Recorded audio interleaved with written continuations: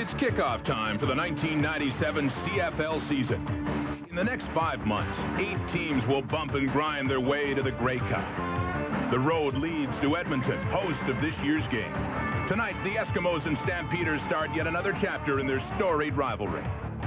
Gone are a few familiar faces. Edmonton's All-Canadian Larry Ruck, Calgary's pair of super swats, Alan Pitts and Dave Sapunjis. Their absence will be noticeable. But even though the faces change, Edmonton versus Calgary, the result, still one great Canadian football game.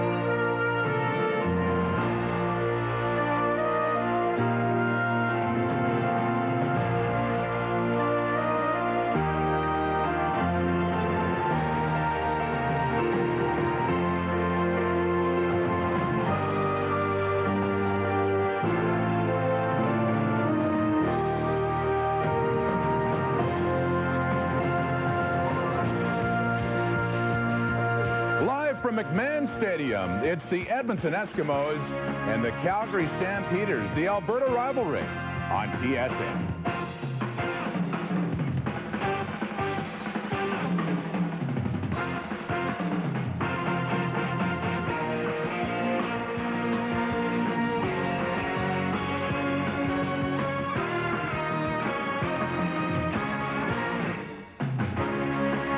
As usual, you are live and interactive, and you can play QB1 during tonight's telecast. Another CFL season is upon us, and we are very happy to be bringing you 40 games this year, #1 kickoff coming right up. Hi, and welcome to another year of CFL Live. I'm Rod Smith, joined by our wise old panel, not too old again, Bob Obilovich, Les Brown, and Marty York of the Globe and Mail. We'll have a chance to chat about this game in a moment, but first, to the place where it'll all take place, McMahon Stadium in Calgary. You know, for the 90s, the road to the Grey Cup has always gone through one of these two teams, the Eskimos or the Stampeders. But a few key losses over the off-season for both of these clubs. With their thoughts, let's head out to McMahon Stadium now and join John Wells and Glenn Suter. Rod, traditionally these two teams don't get together until Labor Day, so the football season for real begins in Alberta 2 months early.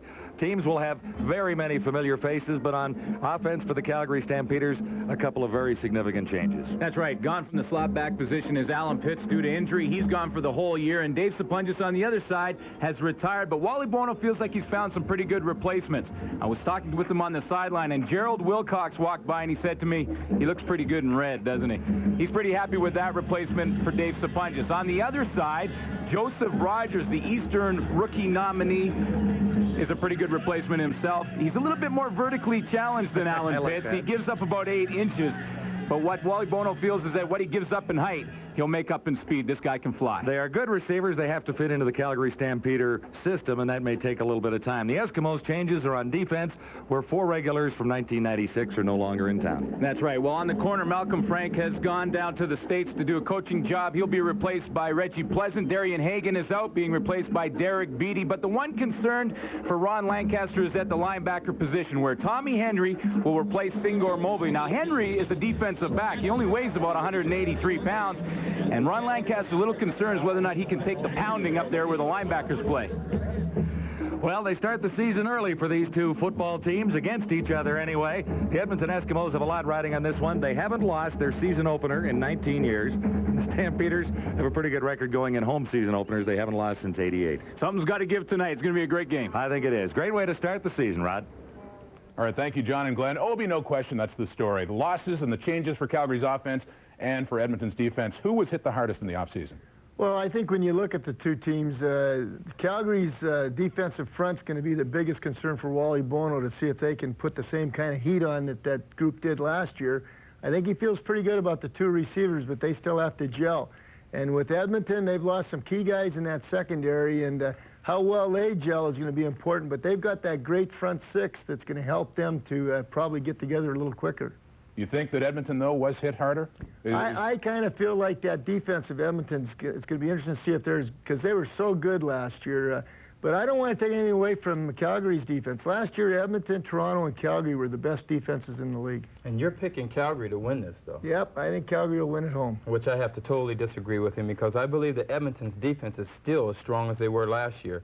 They're missing a few key people, but they're scattered here and there. And it's going to be very difficult to see if Calgary can just set up and pick at a certain spot, which we named Tommy Henry being replacing Signor Mobley at linebacker, which I don't think that's going to be a problem. He's a better cover guy than Mobley was, and I think that's what they're going to use him as. Now, a couple hours ago on our preview show, I pointed out that Marty York predicted the Calgary Stampeders will finish last in the West Division. What do you think about tonight? Let's bring in your picks. Well, Rod, first of all, you've got three players who are no longer on that defensive line anymore. Will Johnson, Stu Laird, and Rodney Harding. We're talking about 30 years experience in the CFL. You don't replace that overnight. And, you know, I mean, what about Sapunjis and Pitts? These are two of the best receivers in CFL history. Calgary's going to take a while before they can gel. I like, as Les said, I like the Eskimos plus the points tonight, because I just think that Calgary's going to take a while before they learn how to play with each other again this year. Well, no question that the interesting matchup for tonight's game, aside from the fact that two great Alberta rivals, that Calgary offense, see how revamped it is and how good it looks against that Edmonton defense. Opening kickoff is coming up. CFL Live on TSN. Looks like an almost perfect night at McMahon in Calgary. 21 degrees Celsius. The breeze southeast at 20, blowing from right to left across your television screen. Stampeders and Eskimos set to renew the most fierce rivalry in Canadian football. They have been the most dominant teams in the West for the last decade. Ron Lancaster already has a problem. It's his anniversary today, Glenn, and he forgot. Thankfully, we remembered, so Beverly, happy anniversary. The number of years of wedded bliss remains classified. Wally Buono, of course, 3 times in his 7 years with the Calgary Stampeders has won 15 games. 6 out of the 7 finished first in the West. He's been in 3 Grey Cups with the Calgary Stampeders. Of course, they won it back in 1992. Sean Fleming is ready to get the 1997 CFL season underway. Coleman and Anderson deep for the Calgary Stampeders, standing back near their 10-yard line. Welcome to the CFL Live for 1997 on TSN. Coleman beginning near the 20-yard line, and he's brought down around the 30. 20-yard return for Marvin Coleman as Jeff Garcia leads the Stampeders into his 2nd season as Calgary's starting quarterback. He has been a Western All-Star 2 years running. Outside receivers, the same as last year with Terry Vaughn and Travis Moore. Inside, we're watching for Rogers and Wilcox.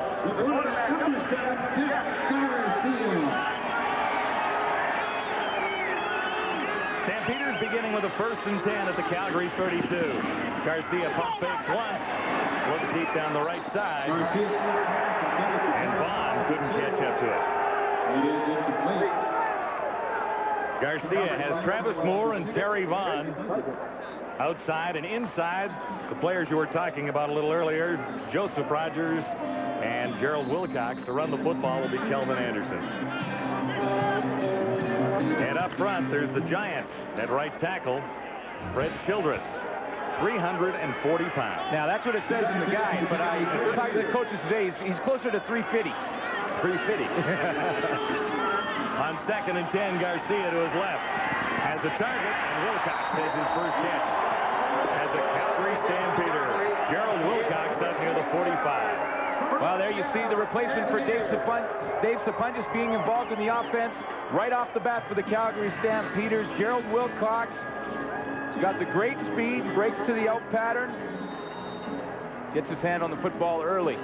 We talked about it in the opening, but Wally Bono real happy to have him in the lineup. Said it's tough to find good Canadians. Wilcox is a great one. And Wilcox slightly shaken up. It looks like he might have a contact problem as Pat Clayton attends to him on the sideline. 13 yards to gain.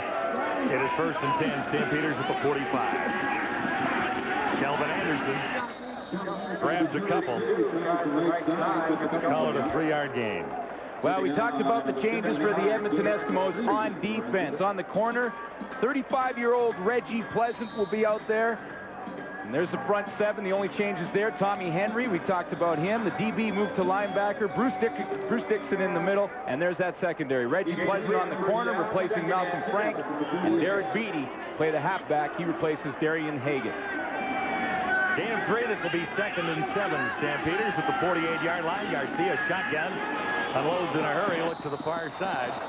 And Travis Moore couldn't bring it in. Well, it's interesting that Jeff Garcia goes to the matchup that Edmonton likes, because that Tommy Henry is playing the linebacker position, and we felt that the Calgary Stampeders would run the ball at him, but on that play, Jeff Garcia decides to try and throw it out there. Tommy Henry's in the coverage, and that's what he does best, is cover.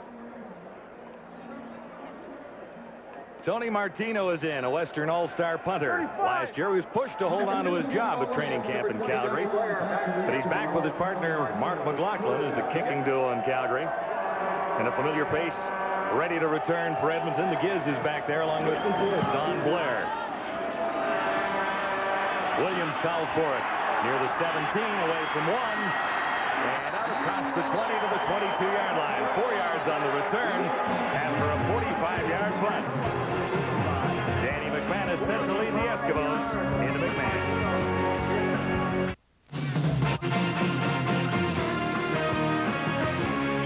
The CFL Live on TSN is brought to you by Advantage, providing solutions for business. And by Gatorade. Life is a sport. Drink it up. Eskimo quarterback Danny McManus ready to pick up where he left off in 1996. He played superbly down the stretch and got the Eskimos into the Grey Cup game. Passed for 400 yards in a losing cause against the Argonauts in Hamilton. Yeah, the book on Danny McManus, just get him in the playoffs. Because once he's in the playoffs, the guy can perform. And in that Grey Cup, you know, it's well documented his interception problems. You look down there at 27 in the regular season. But in that Grey Cup, he only threw 1 interception, had 3 touchdown passes. But Lancaster was still talking about that One interception today. And it wasn't McManus' fault. Edmonton 1st and 10 beginning at the 22. McManus on target. Coming out of the backfield, Tony Burst. 34 takes McManus initial pass again. And here's the way the Eskimo offense lines up with Eddie Brown and Robert Gordon scheduled to start outside. Darren Flutie and Don Blair, the inside receivers. And a pretty good running tandem coming out of the backfield, Glenn. Tony Burst and Eric Bluntz. Along the offensive line, the ageless Rod Conniff is beginning his 17th season in Canadian football, all with the Edmonton Eskimos. 9-yard gain, making it 2nd and 1. The Eskimos slide across the 30-yard line. Loose ball. And the Stampeders have recovered it. We'll check and see what the infraction was. Eddie Davis coming up with a ball that squirted out of the backfield. Yeah, that ball was popped out. Great surge by the young defensive front from the Calgary Stampeders. Ball popped out. Eddie Davis was the man on the spot and picks up what may be the first turnover, depending on which way the penalty goes here. Offside. Calgary number 93. Well, first down. Well, no wonder they had a surge. Dwayne Patterson was a little early there. Okay, so it won't be the first turnover. Wally Buono has had nothing but success during the regular season in Calgary. He gets a great start every year. His record 49-1-1 through July and August. Wants to get the Stampeders a little more effective into October and November. First down, Edmonton. McManus with time.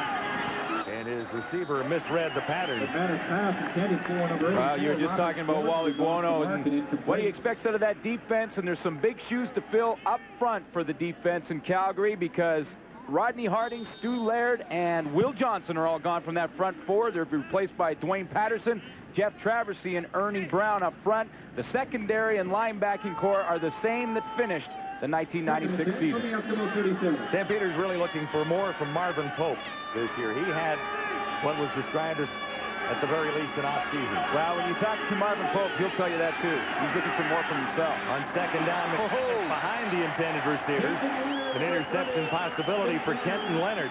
Boy, he broke on that one. He read the mail. Danny McManus trying to throw it out there in the curl zone, and Kenton Leonard, who really had a battle on his hand in training camp this year, was competing against about 5 guys to try and win the spot back. Had a good camp, good preseason, and watched the break from number 30. See Darren Flutie trying to sit in his zone, and he was sitting right in the spot. Now you're in for an adventure. Sean Fleming is the Eskimos' new punter. He's handling both duties this year and almost had that one blocked when Harper was removed from the roster, so Fleming gets both jobs, and that one didn't travel very far at all. Not the way Sean Fleming wanted to start it out. It's interesting talking to Danny Baird, who is now the quarterback coach for the Calgary Stampeders, and how he works with Jeff Garcia. I asked him if the philosophy for Calgary will change offensively, and he said not really, except for we want to run some more ball control, maybe run the ball more. And you see as Jeff Garcia starts out after 3 plays, he's thrown it twice. Garcia, after a 22-yard punt, as the Stampeders set up on Edmonton's side of the 55-yard line at the 44. First and 10, Calgary from there. Anderson gets the call. Big hole opens up for Kelvin Anderson. Will be very close to a first down across the 45-yard line. It'll depend on the spot. Anderson, over 1,000 yards and 4 touchdowns in his rookie season. Last year's Rookie of the Year in the Canadian Football League. He finished 3rd in rushing. Kelvin Anderson right behind Eric Blunt from Edmonton, and of course Robert Mims in Saskatchewan. But in the preseason, Kelvin Anderson averaged 5.1 yards, which is up from his rookie year. They ruled Anderson's knees touchdown after an 8-yard gain. This is 2nd and 2. Play action fake. Garcia looks deep. Has a man open. Well covered. No chance in the end zone.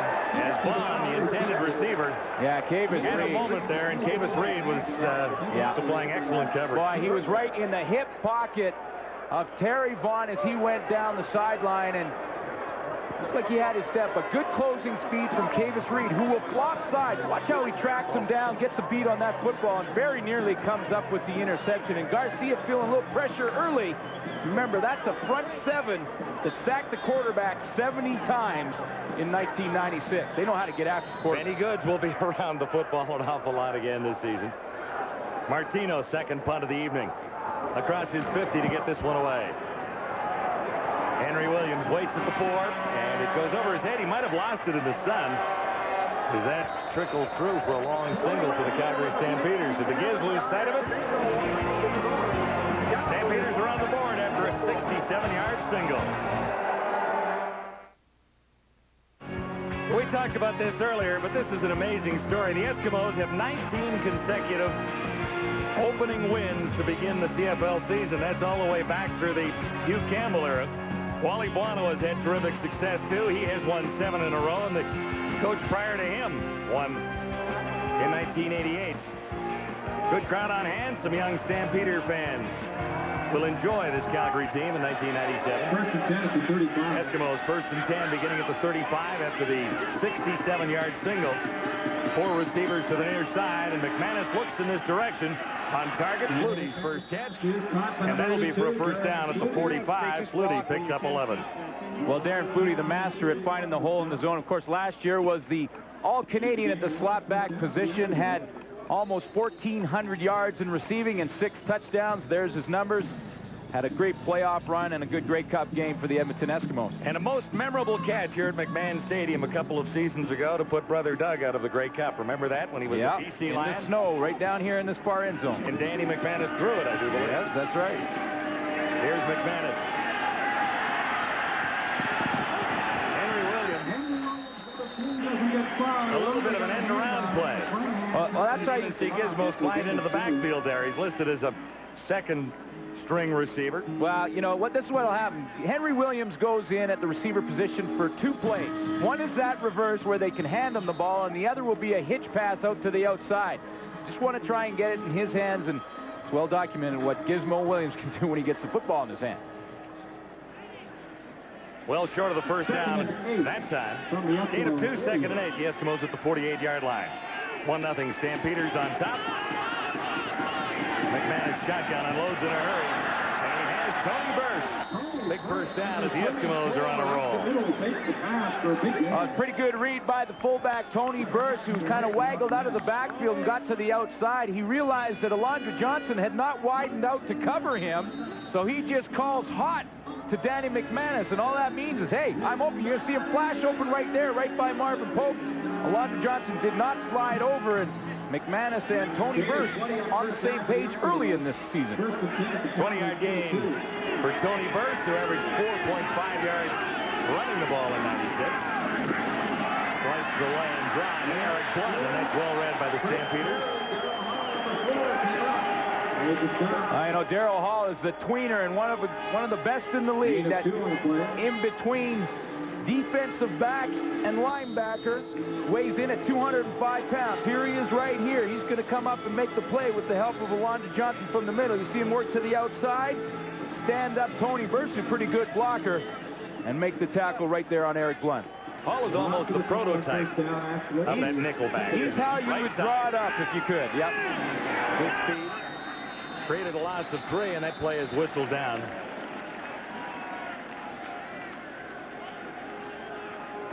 Time count violation. Edmonton number 14. Still second down. Dave Ewell is beginning his 17th season as an official in the Canadian Football League. You can certainly still tell time. 5-yard penalty. Got him there. You only have to count 20. Robert Gordon to the near side. This is second and a bunch, second and 18, facing the Eskimos now. McManus wisely in the shotgun. Gets a little heat here, throwing on the run. And he underthrew Robert Gordon.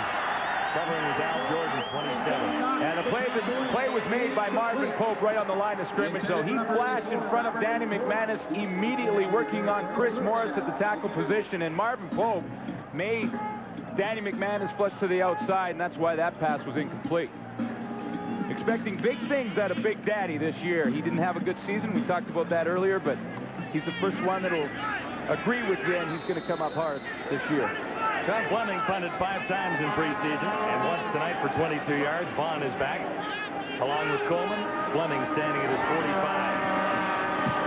That's better. Down to the 15. Terry Vaughn returning, and nowhere to go. Solid downfield tackling by the Eskimos. Tony Burst, no return, actually a 1-yard return after a 35-yard punt. So Garcia got off to a bit of a slow start last season. The year before he was terrific, but now he has to adjust. New receivers out there life for him. without Sapunjas. And you know, even though Gerald Wilcox and Joseph Rogers are good receivers in their own, I mean, they're talented people, but it takes time to gel in the new system and with the new quarterback in Jeff Garcia. So Wally Bono realizes that he has to be a little bit patient. Stampeders beginning at the 16 with a first down. 3 receivers near side. Garcia keeps it on the ground with a handoff to Kelvin Anderson. Some kind of year for Anderson in 96. Well, you know, it's interesting, John. I mean, here's Kelvin Anderson, who finishes 3rd in this Canadian Football League, right behind Eric Blunt. He's 23 yards behind Eric Blunt on the standings at the end of the season and has 6 less carries. Well, now, Kelvin Anderson averaged 4.5 yards to carry. If you get those 6 extra, he beats Blunt and finishes 2nd in the league. Are you with me there? Did I? I got you. I started to confuse myself there for a second. 2nd and a bunch. Garcia escapes the early rush, and then again, I'll tell you. good move by Garcia. He'll have a first down. Not across the 25. Davis Reed finally brought him down. Yeah, that's what Jeff Garcia can give you. He's a good running quarterback. Good at not only scrambling, but buying time. I mean, he made about 4 Edmonton Eskimos miss on that play, and that's not a good sight for Ron Lancaster. Watch how many people have a shot at him. Benny Goods up the middle. There's Blue and Malvin Hunter. There's the big miss right there. Bruce Dixon. Yeah, Bruce Dixon can't get a handle on him, and finally Derek Beatty brings him down. But yeah, I said Reed made the tackle, but he was nearby. It was Beatty making the stop. First down. Kelvin Anderson again. Stampeders really want to run the football more now that they've discovered this solid running back. Well, I thought Danny Barrett was pulling a fast one on me, because that's what he told me before the game. They want to establish the running game, and then I saw in that first play he went deep to Terry Vaughn, so I thought he might have been trying to slip a fast one on me there. But it looks now they've settled down to what their game plan will be this year, at least early, and that's trying to establish the run. See, that's not easy to do, is pull a fast one on you. I'm not easy, but I can be tricked. 2nd and 5, Calgary from the 30. Stamps lead at 1-0. Garcia just missed his target, looking for Wilcox. And Joseph Rogers was in the area as well. Well, Derek Beattie came across and got a hand in there, though, John, and that's one of the replacements that we've talked about earlier. He's up at the top of the screen in the halfback position right here, and he's going to cover Wilcox, who's going to try and run that in route and gets his hand on the football. Ron Lancaster is not concerned at all with Derek Beattie. He's been in the organization, and he's a pretty good cover man. Proved it right there. Third down, Martino to punt for Calgary. 3:40 to go. In the opening quarter, Stamps on top on a 67-yard Martino single. High. And McGiz waits for it at the 27. Not much room left on the far side of the field as Henry Williams is run out. 53-yard punt, a 9-yard return for the Giz. It's McManus' return next. Well, first down inside the 35. Stamps on top 1-0. Danny McManus 3 of 6. 40 yards on the evening so far. Had a pretty nice day, November 26th in Hamilton. What a game it was. Yes, great game. McManus in a duel with Doug Flutie. Flutie won the battle, but McManus really had a wonderful afternoon. 413 yards passing from McManus in a snowstorm in Hamilton. Did it snow that day? It snowed. McManus on first down. Nowhere to go for Robert Gordon after making the catch.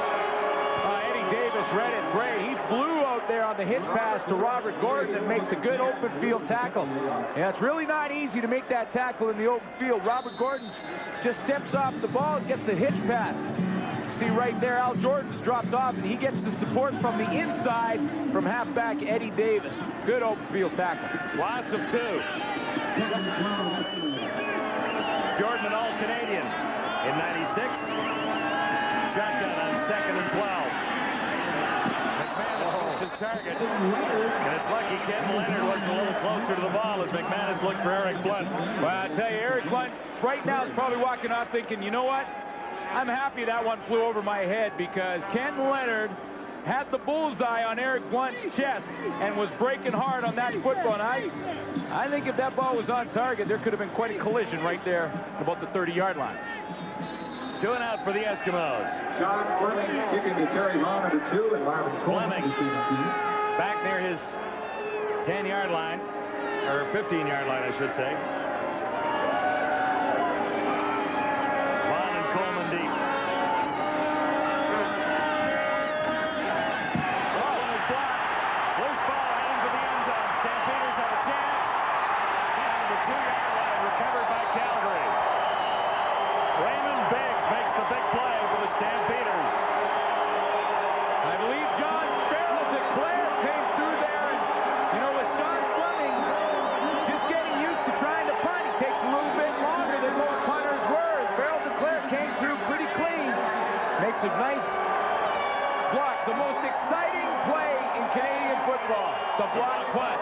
I thought it was the interception, but people tell me it's the block punt. Watch Fleming. Takes that little bit extra step right there, the hop step, and Duclair comes in there, gets a piece of it, and then Raymond Biggs ends up with the football for the Calgary Stampeders. Now, there was a flag on the play, but it was after the block and in the area of the recovery, so they've spotted the ball at the Eskimo 3-yard line. Stamps have 3 cracks at it from there.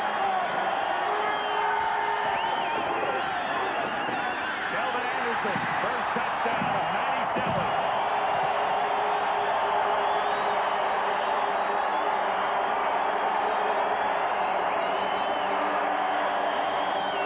So they're excited about the touchdown or the block punt still in Calgary.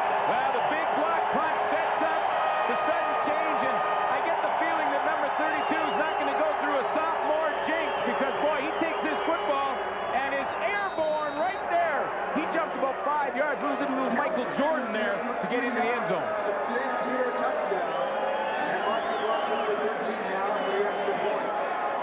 You know, Ron Lancaster's trying to figure out who missed their blocking assignment on that punt so it doesn't happen again, because that's a big change and a big turnover for Calgary. Stampeders capitalize on the first turnover of the year. Kelvin Anderson has the the first touchdown from 3 yards away.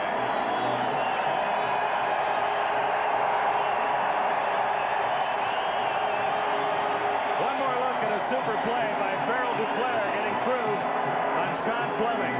We see Sean Fleming took that little stutter step, and that gave Farrell Duclair, who was coming from the left side of that Calgary front, just that extra second to get that hand out there. He blocks it, overruns it. Raymond Biggs picks it up. Big turnover for Calgary, and it leads to 7 points. And here's the touchdown. And watch how high Kelvin Anderson gets. Right over the top. And they go right at Tommy Henry and Bruce Dixon, the replacement linebackers on that Edmonton defense.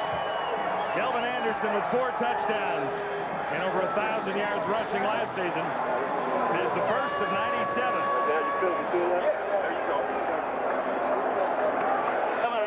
I think he's still steamed down there. Well, you know, I'll tell you right now, with the head coach, it's the missed assignment on the block punt, and he's also probably talked to Sean Fleming about taking maybe one less stutter step to get that football off. Fleming concentrating. This is the first year he's ever punted the football.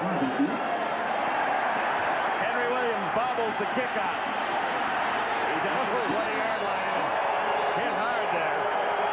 Now there's a Chris Lewis, number 3, and Ken Leonard met it at the Giz. Now, John, there's a glass sheet in front of us here up in the booth, and I heard that hit up here, through the glass. You think these two teams like each other? I don't think so. This is the kid they're talking about in Calgary, Chris Lewis, number 3. University of Calgary Dinosaur All-Star. Let's see if we can listen to this and hear this hit. This was a crack. Yeah. Above the crowd, you can hear it. Oh, another big one. Eddie Brown made the catch. Has about 3. Well, Eddie Brown had about a split second between the time he caught that ball, looked up and saw number 41, Anthony McClanahan, on the dead tear right at him and put a pretty good shot on the wide receiver. Making a 4-yard gain. This is 2nd and 6. Eskimos trying to get something rolling here now. As McManus begins at the 25. Little heat got it away. And that should be a first down. John, it really is a big drive for the Edmonton Eskimos. After a big turnover and a touchdown, sudden change, offensively you want to come up there and trying to reestablish some momentum for your team. And that doesn't necessarily mean that Danny McManus has to go down and score a touchdown, but he would like to put together 2 or 3 first downs just to try to get a little bit of momentum back on his side. Versus reception, close enough to measure. And that's how short they are. That'll be decision time for Ron Lancaster now. Well, maybe the decision is made easier when you've got Fleming still a little shell-shocked on the bench. I don't think do you go to him and send him out there again, or do you go for it? I don't think there's any question. It's Ron Lancaster Jr. sitting to the left of your screen, and he's probably calling down there to his dad saying, you know what, let's go for it. That last punt made me nervous. I think it made the senior Lancaster a little nervous, and I know Beverly, celebrating her anniversary at home in Edmonton all alone, is nervous. They got the big guys in there now. 3rd down, less than a yard to go. McManus keeps, and that'll be an Eskimo first down. The absolute right call, and you can say that when it works. Yeah. And there's the quarter.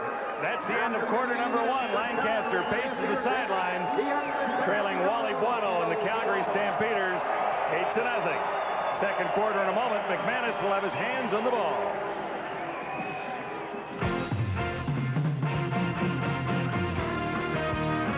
CFL Live at the Quarter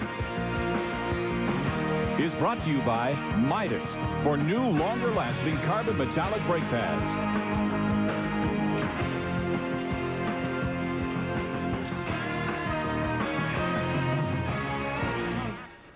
Welcome back to our CFL Live Control Center. Hey, you can see it coming. Sean Fleming punting for his first time in his career with the Eskimos, and I know you were talking about it after the first punt. Well, I felt going into the game that was going to be a critical area because it's the first year Sean's done both, and at first punt it looked like he was slow punting the ball to me, and they got a piece of the first one, and then on this one they blocked it. Bob, let's tell it like it is here. I mean, what you're seeing here is a classic example of a team wanting to pay one guy for two jobs. So you're talking about Edmonton Eskimos salary concerns. They tightened the purse strings, so they cut Glenn Harper, a veteran punter who did an more than adequate job the past few years. Now all of a sudden you've got Sean Fleming, who doesn't know exactly what he's doing as a punter yet. It's going to take some time. See, I think both you guys are beaten down the wrong path. I think that when you're playing against a good returner, then these teams are so hyped to get down the field to cover that returner that they sometimes miss their blocks. And that's what happened here. Well, that's part of it, but you could also see that Fleming was taking an extra stutter step. And let's be honest. I think we have to see that play over again to justify Les's argument or my argument, because it didn't look to me like that guy who blocked the punt really even had to go for it. He was clean. He was clean. So you got to see if it was the scheme or somebody blew the assignment. Well, certainly special teams ruling so far. Defense, though, has been strong. A little tougher for the offenses to get going. Well, the defenses are both good football teams. They got great personnel, and as I said at the onset, these two were two of the best in the league last year, and they'll be there again this year. Well, all the points so far scored courtesy special teams, single by Martino, and of course the big block for the Calgary touchdown. It's the Stamps with the early initiative here after one quarter at McMahon Stadium. So the discussion continues back at control there.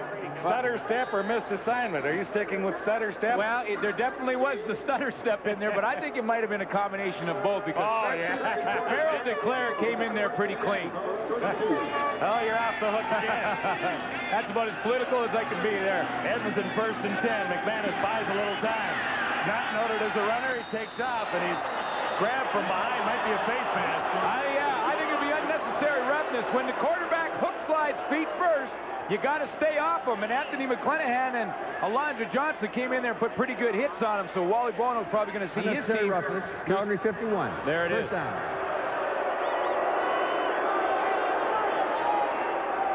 It's tough to stop the momentum. Alondra Johnson was flying over there, and when Danny McManus did that last-second hook slide, he couldn't stop and ran right over him. Well, McManus scares them with his speed. So that's why Alondra likely overreacted there. I guess so. He had to fly over there. It gives the Eskimos a first down out across the 50-yard line. At the 52, two receivers to the far, two to the near side for McManus. Looks under the cover and finds Tony Burse. Noted as the best blocking back in the league. He's caught a couple tonight, showing some I talked speed and good hands. I talked to Tony Burse before the game, and I said to him, I said, you know, you look like you slimmed down a little bit. I mean, he still looks strong, buff like he's always been, but he said he lost 10 pounds. And I asked him why, and he said, they're asking me to be a wide receiver. Sometimes you may even see me lined up at the wide receiver position. So Tony Burse is going to be catching a few footballs this year. Fourth reception for 45 yards for Burse. Eskimos leading receiver thus far. Come on, kids. Watch out. Henry Williams. Run down by number 44, Raymond Biggs. Numbers through the opening quarter fairly close in net yards. The turnover cost the Eskimos time of possession within a minute. Stampeders rushed the ball effectively. Well, I was going to say, it's not many quarters that you'll see the Calgary Stampeders run more than they pass. I guess Danny Barrett wasn't lying. On second down, McManus has a target with Eddie Brown. And Brown will have the first down. Well, that's what I'm talking about. Some different formations out of the Edmonton Eskimos offensively, because Henry Williams lined up in the backfield on this play and then just swings out like a tailback would, like an Eric Blunt would. That's the second play in a row he's done, and you see him just catch the ball in the flat, cut back, and use his speed to pick up the first down. I said it was Brown. It is obviously the Giz. The Giz has got a good scar on his helmet. Look at that red scar on the top of his helmet. He's been sneaking into that offensive scheme on me. On first down, Tony Burse. I mean, there are some big-time hits going on the field right now. It's a physical football team between two teams that are going to play each other 4 times this year, John. And the most important part of this game is to establish a physical presence so that the next time these two teams play, they know they've been in a war. Both teams wanting to establish that physical presence early in the season. First grab 4. This is 2nd and 6. As McManus sets it up from the shotgun. Had a target, almost intercepted. Flutie was in behind the coverage. McManus underthrew the ball. And Ken Leonard. Chance for Leonard's 2nd interception of the night. He had a chance earlier. Well, Ken Leonard only had 1 interception in 1996 and 7 knockdowns. Now, some defensive back coaches will tell you that a knockdown is as good as an interception, but I think Ken Leonard in this case will tell you that he expected more out of himself. Should have had that football. Danny McManus, as he releases this ball, takes a pretty good shot by Big Daddy Marvin Pope coming off the edge. He's trying to make his presence felt early. That'll set up a Sean Fleming field goal try. What a great year in 96. This is wide, so Fleming is having a bit of an off night. That was spotted at the 30-yard line, definitely within his range. And I think he might still be remembering the punt that got blocked. Game 1 of the Eskimos kicking experiment with Sean Fleming handling both jobs this year, punting and place kicking. Here's the block that set up Calgary's only touchdown. Well, Ron Lancaster's concerned that Fleming may be affected in the field goal kicking department if he has to punt as well and start to concentrate and think about that before games. And it looks like his concerns may be warranted because Fleming missed the first one he should have made.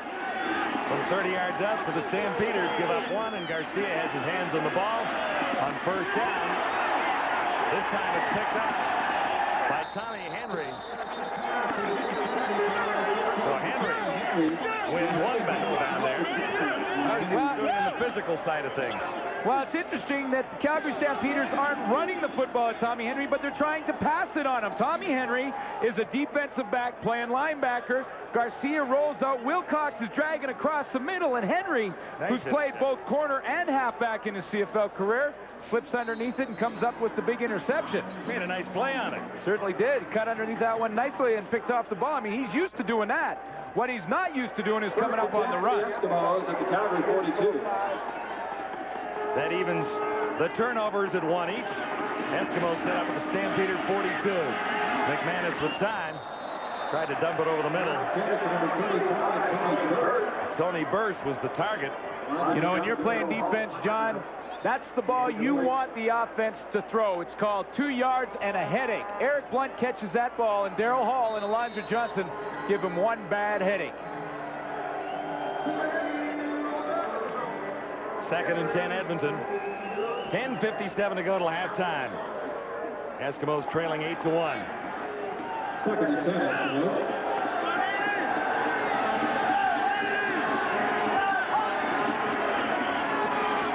McManus shotgun. Has time and throws into coverage. Gordon made the catch. Going to be about a yard short. What a throw by Danny McManus. So on the run to his right, boy, he threw a dart into coverage. Robert Gordon came up with the catch. Danny McManus, we talked about not being known for his running ability, but he bought time there pretty well, and then threw a dart to Gordon. It looks like they'll be a bit short. McManus in his 8th season in the CFL, and this is the first time that he's ever had the same offensive coordinator 2 years in a row. Of course, he's made a couple of stops along the way, Winnipeg, D.C., and then here to Edmonton. Makes it a little more comfortable in training camp when you know the system, you know the coaching staff, you know what they expect from you, and you know that they know you. And you know your receivers the second time around, too. That's right. Including Robert Gordon, who made that catch, was with McManus in B.C. in 95.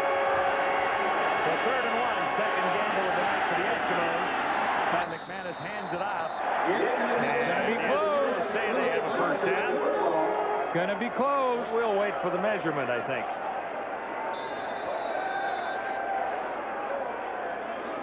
McManus on a 3rd and less than a yard carried himself in the first quarter and made it work. Yeah, I see Vic Stevenson, the last one out of that pile. He's the latest to come over. They're going to bring the sticks out. This one's going to be close. Surge was pretty good by the offensive line by the Edmonton Eskimos. It's a matter of not what they get the spot. They're not going to get it. Another turnover goes against Lancaster's Eskimos. He's steaming down there tonight.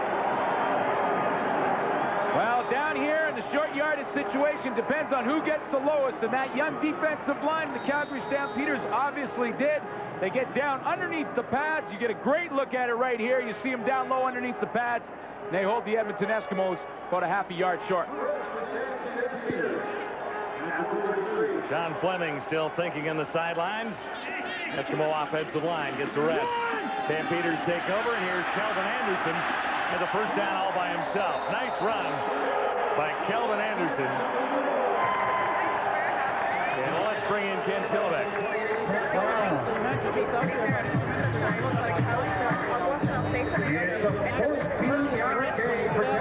Scoring that touchdown. He said he went down like this. They took the taping off, looking at it, slightly injured. He said he's okay. Obviously he's okay. He's back out there, guys. And a nice 14-yard gain for Kelvin Anderson.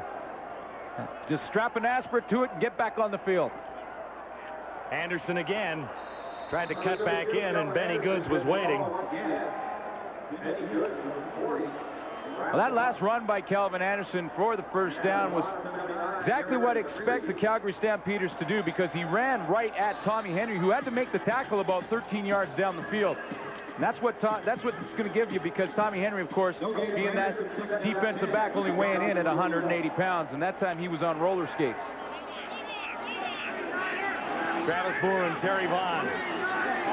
Flank wide just out of your picture. On 2nd and 9. Garcia looked for Wilcox. He tripped on the turf near the 55.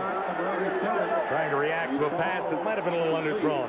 Yeah, and I think it was thrown a bit behind. Jeff Garcia would like to have that one back. Wilcox is running to the flat pattern. When you're doing that, just sort of, it's called pushing the flat. When you do that, go to the outside. It's really tough to come back around. You see him head up to the flat. Wilcox looks back over his right shoulder.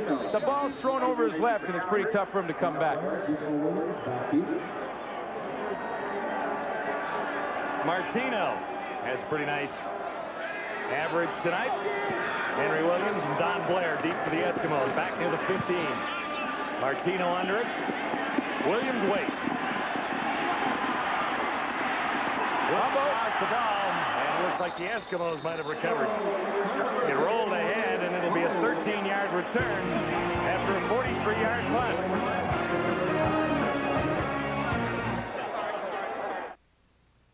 Former Calgary Dinosaur Don Blair back in his hometown of Calgary, making his first start as a member of the Edmonton Eskimos.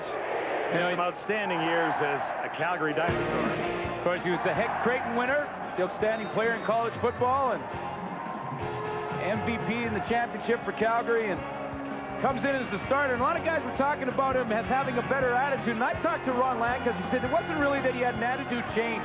When he came to Edmonton last year, he was just physically tired. He had gone through the Chicago mini camps, showed up halfway through the year, and just wasn't healthy. On first down, McManus has a strike on the far side to Eric Blunt. Stopped short of the first down and wrapped up over there by Anthony McClanahan, number 41. Saw some great moments at McMahon Stadium for Don Blair, and he was hoping that he might have one of those little magical returns here tonight. Well, there's lots of time, and you know, even though he didn't get a lot of playing time last season, Don Blair in Winnipeg last year broke about an 85-yard punt return, and we were doing that game, and I thought at that time, boy, this guy can really run, so expect big things from Don Blair this year. He is pure speed. Second down, and that one, McManus intending to dump it off, and it's batted down by Jeff Traversey, another newcomer to the Stampeders. Number 94 celebrating there. Well, born in Oshawa, great athletic ability. Third pick in the Canadian college draft, and Wally Buono's pretty pumped about him and says he's a load at that tackle position, comes off the ball pretty well, and had a fumble recovery in the preseason. He's got big shoes to fill in Rodney Harding, that's for sure. Another adventure in punting for Sean Fleming. Gets this one away high and deep. Well stroked down to the 21. Terry Vaughn finds a seam. And a nice little return for Vaughn out across the 35 to the 37. You're watching the CFL Live on TSN. Garcia and the Stampeders have the lead. Glenn Suter and I have been scanning the CFL record books to find out if there has ever been a 340-pound pulling guard in the Canadian Football League until today.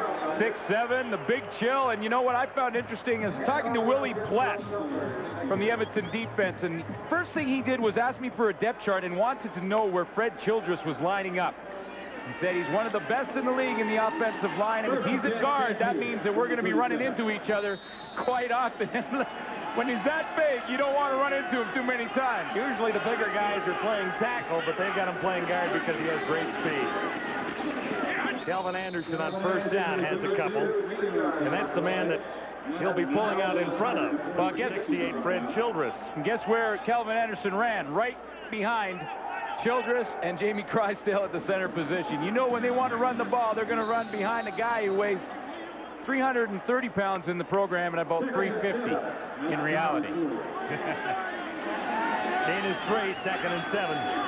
Garcia puts it up. And he's on target. Travis Moore.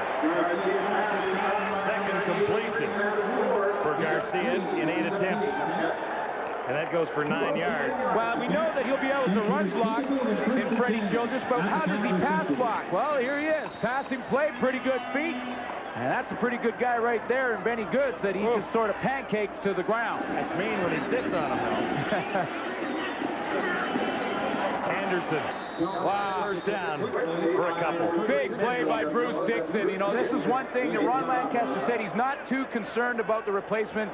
Bruce Dixon and Larry Ruck. And that's no slight against Larry Ruck, who, of course, was a former All-Canadian. But Dixon has played the position, and, boy, he made a great play on that, reading the run and coming up and filling the hole. Well, that middle linebacking spot actually filled by transition because Dixon had been sharing it with Ruck at least in 1996, and Dixon did play in the Grey Cup game with Ruck on the sidelines. Garcia missed another one. He's completed just 2 of 10. Yeah, he threw that one away. Travis Moore was well covered on the play, and rather than force something, Garcia just threw that one into the stands.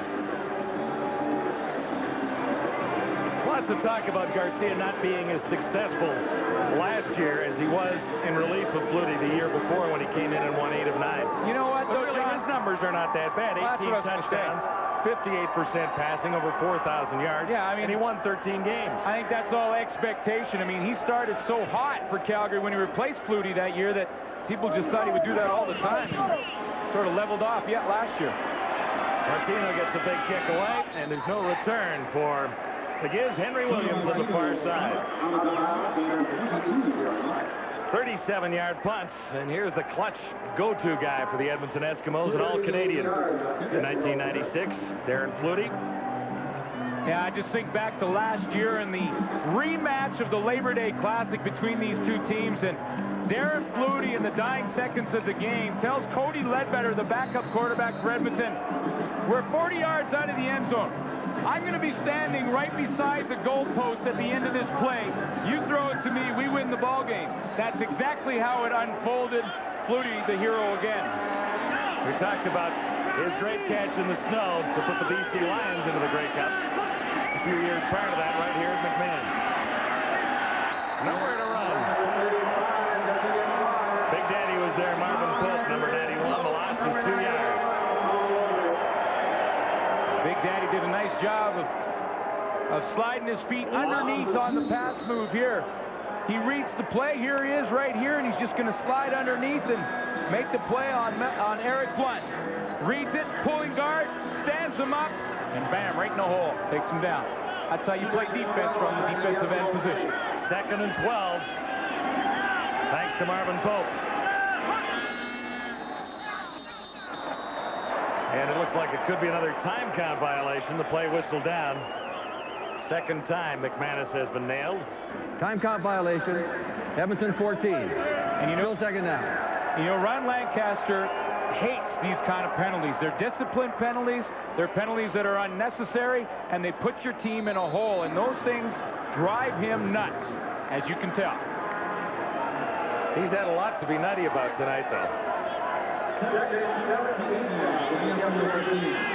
Still in the ballgame, though, trailing by a touchdown. 3:34 to go to halftime. Lots of time left for a Lancaster team. Robert Gordon was the intended receiver. The ball came up a little short. Well, what Danny McManus was trying to do was get 4 receivers to the left side of the formation and get the one-on-one with Robert Gordon and Al Jordan on the corner. See, Robert Gordon's going to run the out pattern, but the ball just a bit underthrown. McManus didn't get enough on it. It was incomplete. They'll have to punt it. Here we go. He looks a little nervous, doesn't he? The eyes. This one is sky high, not too deep, out around midfield.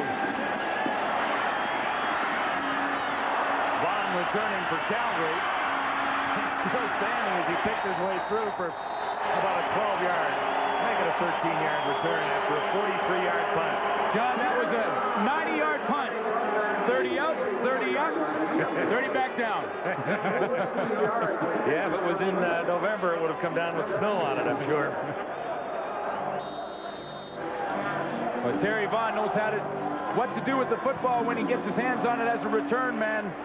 Last year had almost 2,000 all-purpose yards for the Calgary Stampeders, which ranked 6th in the Canadian Football League. Calgary set up in great position at the 45 of Edmonton. Garcia unloads quickly for the newcomer Fred Bailey. And Bailey stumbles up near first down territory in his first game as a professional in the CFL anyway. 9 yards to gain for Bailey. We're looking into the eyes of Fred Bailey, who has just made his first CFL reception in his first game as a pro out of Southern University. He's the #1 receiver in his senior year down there.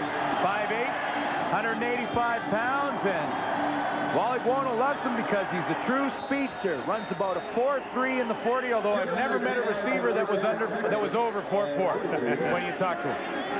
Well, he's the only rookie receiver to crack the Stampeder lineup this year. Picked up 9. This is 2nd and 1. And Garcia looks like he has it. Although Leroy Blue and a few Eskimos down there are suggesting maybe not. Melvin Hunter playing his first game of the season. He missed both games in the preseason. Number 46 for the Eskimos was in on the tackle. All-Canadian last year. He was superb last year. Unbelievable. 14 sacks, 3rd in the CFL, and the key part of that defensive front 7 that recorded 70 sacks in the season. Couldn't stop the Stampeders on a 1-yard gamble, so Garcia has a first down. Rolls to his left. And off target with a penalty marker down near the 10-yard line.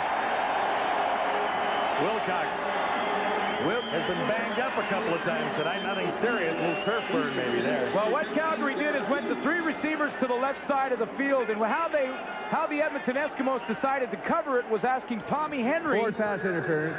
Edmonton 13. First down.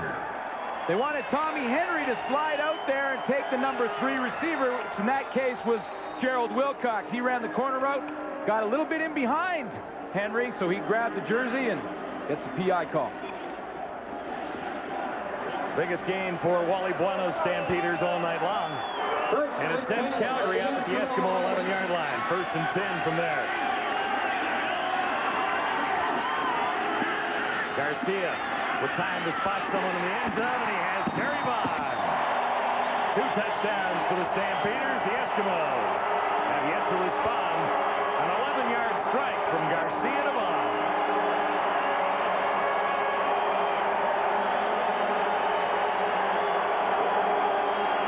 Garcia's first touchdown toss of the year. John, Edmonton was playing the zone defense. Garcia read it perfectly. He layered his receivers and found Terry Vaughn just behind the linebackers in front of safety Trent Brown. Vaughn with 5 touchdowns in 96. 74 catches, 1,161 yards. And he has his first in the Stampeders' first game of 97. Hey, Stamps, we still #1. We're back. Well, Terry Vaughn last year also recorded the longest play from scrimmage on a reception, 104-yarder versus the Saskatchewan Roughriders in 1996, and he hasn't skipped a beat. Why do you need oxygen after an 11-yard run, though? because you're so excited when you're in the end zone. He went right to the oxygen tank, and it wasn't exactly a long route. Way to go, offense. Way to go, baby. Way to go. Way to go, Rob. Way to go, baby. Of course, you go and congratulate that O-line. It allows your quarterback time to give you the ball and make sure they're happy, especially when Fred Childress is one of them.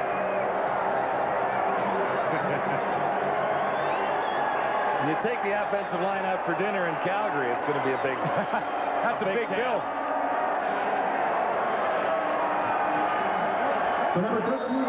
Nifty little scoring drive for the Stampeders. Helped out by a penalty against the Eskimos, Tommy Henry. Henry Williams still looking for a big return. And this won't be it either, although it's decent field position out near the 40-yard line. 22 for the Giz. After the kickoff by Mark McLaughlin, 58.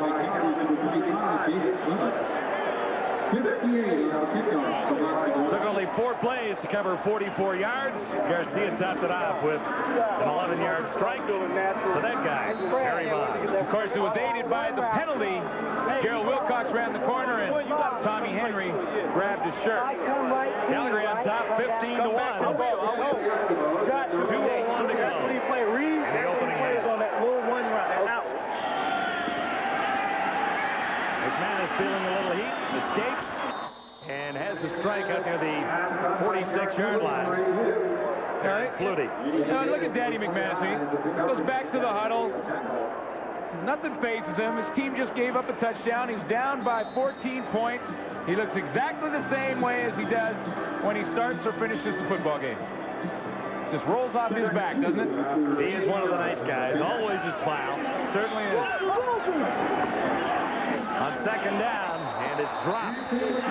McClanahan snuck a hand in there. Don Blair. Well, Anthony McClanahan slid across from his linebacker position and got a hand on this football. Pretty nice job to read the hot pass to Don Blair.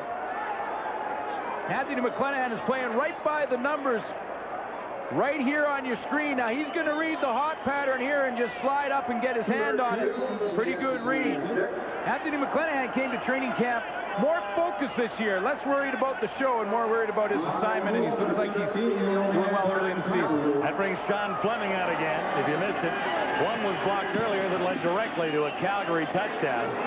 This is high and down near the 20. Decent punt. Coleman to return. Nice tackle from behind. Well, down by Trent Brown. Errol Martin, number 38, made the play on Marvin Coleman, or he's still running. Errol Martin fought back for containment because Coleman had the corner. He didn't make the tackle, but he stopped Coleman just long enough to allow Trent Brown to run him down. That was a big play by Errol Martin, or Coleman may be doing his touchdown dance. If he has one. I don't know if he has one this year. Oh, I'm sure he's got something in the repertoire. Coleman did not take any returns back for a touchdown last year. He had 2 the season before. This is Kelvin Anderson.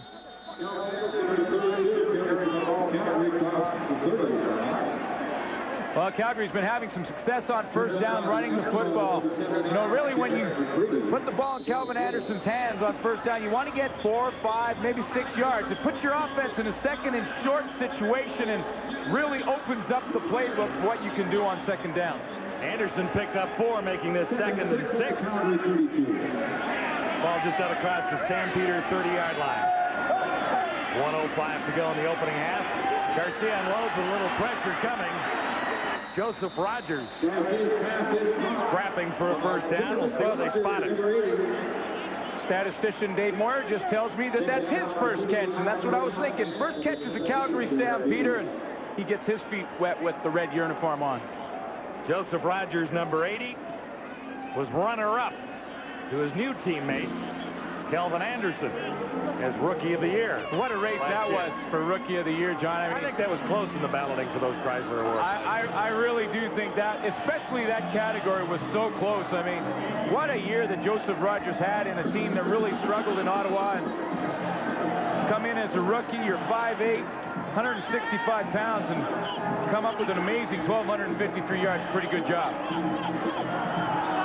79 catches for that number of yards and 8 touchdowns. And Ottawa didn't score many touchdowns. He might have had about half of them. What do you think? He's got good speed. He will stretch you in the defensive secondary. There's no question about it. At the Calgary 37. Stamps a yard shy. And it seems like a decent time to go gambling here for Wally Buono. Garcia himself. Now there's a marker down. Where was the movement? I think it was on the Edmonton side of that defensive line. I think It's a fairly decent bet on a play like that. Yeah, left side of that line kind of lifted the hand up. I believe it was Benny Goods on the play. No infraction on the play. First down. Oh. All right, then. Flag drop. Well, tell you something, Benny Goods did move. He was down in a three-point stance, and you'll see his hand move right there. See that black glove on the turf? See there? It moves right there, but he doesn't break that 1-yard restraining zone, so it's not offside, although Benny Goods did move on the play. I wasn't seeing things. No. Pulling forward, actually. 29 seconds till a half. First down. Stampeders at their own 40-yard line. Garcia fakes once. It looks in the mid-range. 85. And Travis Moore couldn't come up with an 83. Sorry, Johnny. I'll tell you what. Terry Vaughn tried the old out and up, but the 35-year-old veteran on the corner for the Edmonton Eskimos, Reggie Pleasant, wasn't having any part of it. He did not bite. No biting on the out. He was sitting back there on the up, and Jeff Garcia really had nowhere to throw that football. Just threw it away.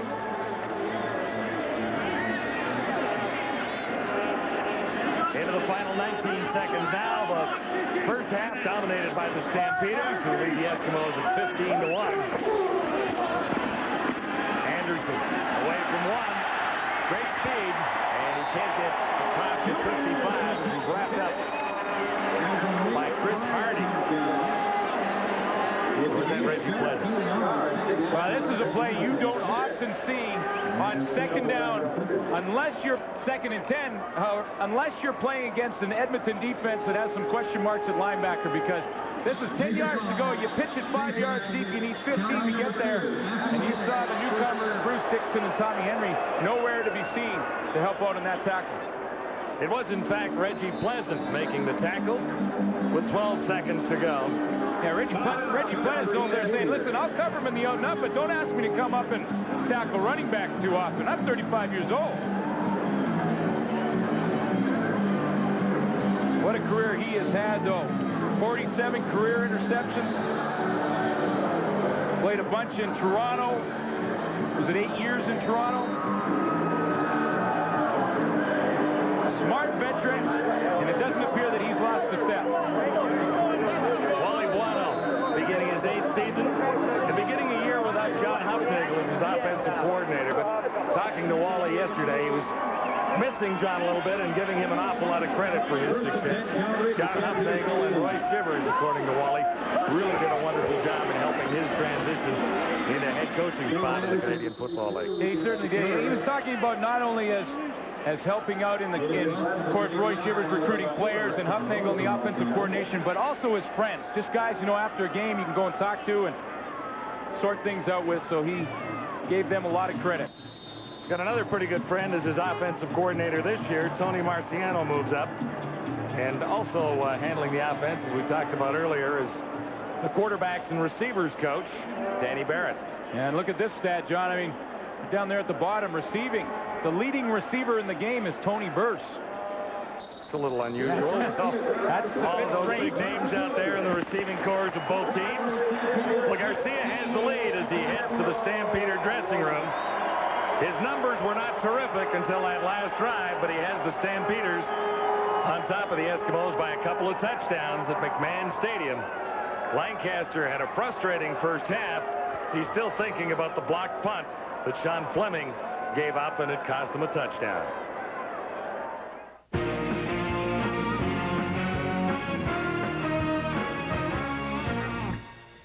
And welcome back to our CFL Control Center at the half. Rod Smith, once again, with Obi, Les, and Marty. And between the C for Calgary and the E for Edmonton is Big D. defense has been dominant in that first half, much to the chagrin, only halfway into this game, and Mr. York is upset about this. Well, upset. I'm not upset. I mean, upset's a little too strong, but I will say that I prefer to see more scoring. I think that's one of the great selling points of the CFL offense. And tonight, we're not seeing enough offense. I realize, Les, you're a defensive player, and you're going to argue with me, but the fact of the matter is that if people in Canada really liked defense, then they would like soccer. You know, I just think that that's one of the fly-by-night type fans that you're talking about who happen to come to a game every once in a while and wants to see a bunch of points. But people who actually know the game, in and out, think that this defensive game is a lot better than anything because defense wins championships. Well, remember that. That's true, but I figure you'd say something. Offense sells tickets. That's right.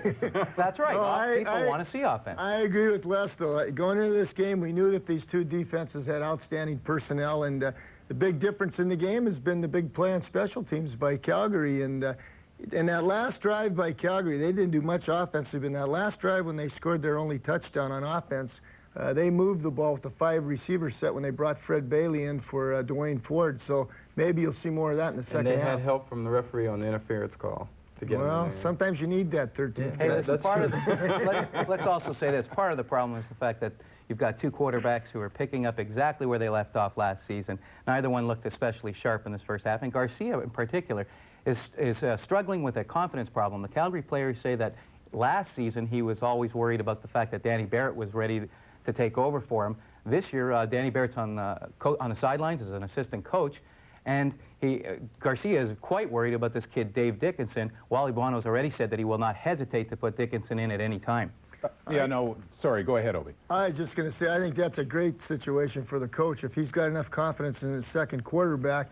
If Garcia's struggling, but Jeff Garcia is the veteran guy, and he's got to do his job, and if he's not performing, I'll use the other guy. Now, for the other quarterback, Danny McManus, not a great half, although less something you were pointing out. A good wrinkle for the Eskimos, going to the giz a little more often. I think that maybe they're trying to pull a wrinkle out of what Toronto does with Mike Pinball Clemens, is trying to get him the ball and let him work some magic, which I think is an excellent idea. Not just use him as a special teams man, but get him involved in the offense. And another thing I have to say about, you know I take up for Danny McManus. Yeah, you always do. For a fact, they lined up with 4 slot backs at receivers. They don't have any wideouts. They have 4 slot backs across the line, and that kind of hurts you a little bit.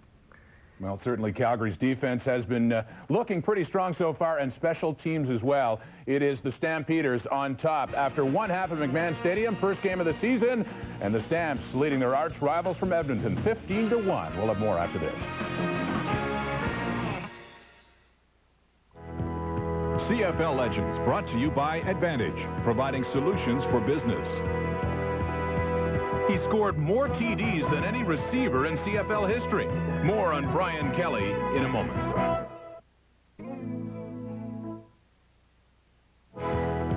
During his 9 seasons with the Edmonton Eskimos, Brian Kelly caught passes for more than 11,000 yards and was the CFL's all-time reception yardage leader when he retired in 1987. Kelly's 41 games with more than 100 yards receiving is also a CFL record. A crafty and consistent receiver, Kelly had 6,000-yard-plus seasons. You can see more on Kelly and other CFL legends at the Canadian Football Hall of Fame in Hamilton.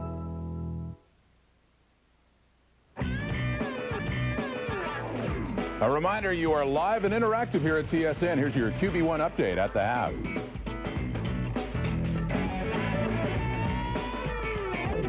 And at the half at McMahon, Calgary leading Edmonton by 14 points. They're the 2 strong teams perennially in the West Division. Meanwhile, for BC and Saskatchewan, especially last year, some down times. Both finished at 5-13, but both looking to change all that. Looking at promising seasons. Big changes on defense, especially for Saskatchewan. Meanwhile, the BC Lions, new coach, new ownership, things have been looking up. I think we have a good chance. We have some good people here. The young men have responded very well, but only time will tell. I think that we'll play hard and we'll be competitive and we'll win more games than we'll lose. But the Western Conference is probably the toughest conference in both divisions, you know, in the CFL. And so we got our work cut out for us. I don't think that we have an easy opponent. I don't think anytime you play a game, you can take a team for granted. But I'm hoping that the teams won't take us for granted. There will be a laydown for them. They're going to have to come to play, and they're going to have to be sharp to beat us because we are going to play hard. The attitude is the team's going to win this year because of hard work, understanding the scheme that we're playing, but also the talent. Somehow he's has a structure of, people believe in their talent and allow them to be successful in the football field, putting them in situations where they can be successful. And I think from there, I think it just continues to, get better from there. Well, anytime's great. When it feels just right, we're gonna kick back, relax, watching football on a Friday night.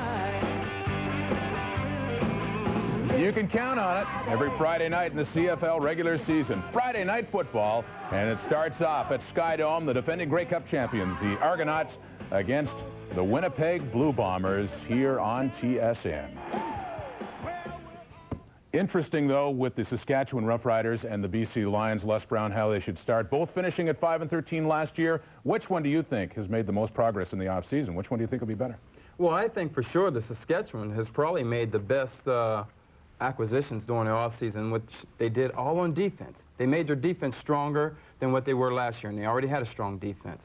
But I still think that the key point for Saskatchewan is their quarterbacking spot. And until they prove something with that quarterbacking spot, then I can actually pick them. I think BC will have an overhand because Damon Allen didn't go to camp last year. He didn't get a chance to practice and get sharp. He came halfway through the season and still put up good numbers. Now they have Damon Allen all year long. Well, that's true, but I like Saskatchewan. I'll save my pick for tomorrow night. But look at the names on the Rough Riders. You've got Rod Harris, Curtis Mayfield, Donald Narcisse, Robert Mims, Katie Williams, Lamar McGriggs, Will Johnson, Greg Clark. This is an all-star team this year. Marty, you had the same people last year. No, you don't. These are all new guys. What are you talking about? Katie Williams wasn't there last year. Lamar McGriggs wasn't there last year. Greg Clark wasn't there last year. They can't score points.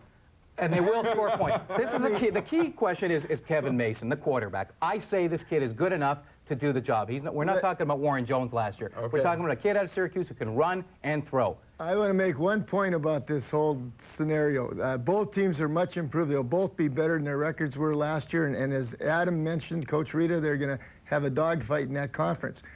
But Damon Allen has led his teams to 2 Grey Cups in his career, and neither one of these quarterbacks in Saskatchewan has proven anything yet, and that is going to be a critical area. The defense for Saskatchewan right now, on paper, in my mind, is better than BC's defense, but the quarterbacking is going to be a big factor. Damon Allen has become an inconsistent quarterback in the last year, and the other thing about him is that he's playing with a splint on his throwing finger. He's got a broken finger, and I say that's got to hamper him. I know he runs a lot, but I say he's not going to be able to pass with as much zip as he customarily does. Can I say one thing about last year, Marty? Every quarterback that you picked played inconsistently. That's probably true. Just a quick thought about Corey Philpott and the talk that Adam Rita wants to do something like they did in Toronto with Pinball Clements last year, and Philpott wants to run the ball. They want to throw it to him more. I personally don't think that Coach Rita is going to try and force his players to run the system they ran in Toronto. I think Coach Rita understands his personnel pretty well. Corey Philpott is one of the most exciting, explosive running backs in the league, and that's what he is a running back. Well, Adam Rita and Damon Allen, by the way, they were together in Memphis, and before that, 1993 with the Edmonton Eskimos, went on to upset Calgary and win the Grey Cup that year. But right now, it is the Stampeders leading on opening day, 15-1. CFL Live at the Half. We'll have more after this.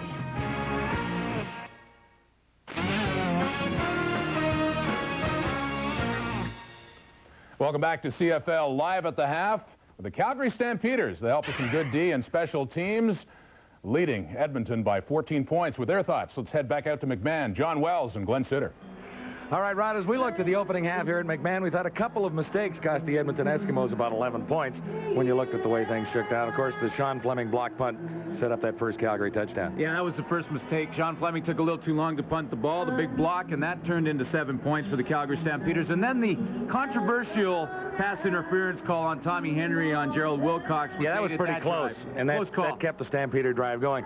Numbers are rather interesting from the first half. We wanted to look at rushing a little bit because both teams said they wanted to do a little bit more of that this season. Well, not surprising that the Calgary Stampeders have 73 yards rushing in the first half because of that Edmonton defense. We've talked about it. Tommy Henry playing the linebacker squad as a DB, and you knew Calgary would attack it.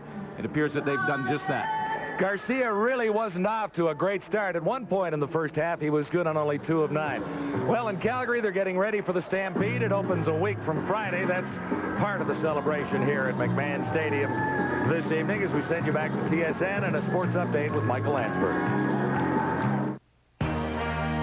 Alive, the season opener from McMahon Stadium in Calgary. The matchup, the Alberta rivals with Calgary on top, 15-1 on the Edmonton Eskimos as we await the second half kickoff.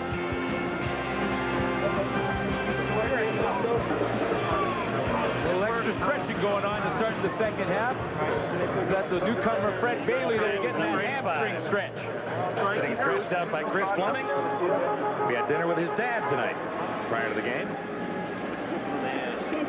Lancaster is patrolling the Edmonton bench with a little anxious look on his face, and he really looked a little concerned since blocked punt in the first half. Well, John, Edmonton deferred. They won the toss at the beginning of the game and deferred the choice of the second half. Ron Lancaster wants to take the ball right now, put it in the hands of Danny McManus, and try and get some momentum back for the Edmonton Eskimos. Second half underway. Henry Williams waits, and he's off across the 30, 35. At the 37-yard line. Alondra Johnson leading the Stampeder tacklers. 16-yard return. Danny McManus would like to improve on his numbers from the opening half. 101 yards passing. Good on 12 of 21. And he hasn't put anybody in the end zone so far.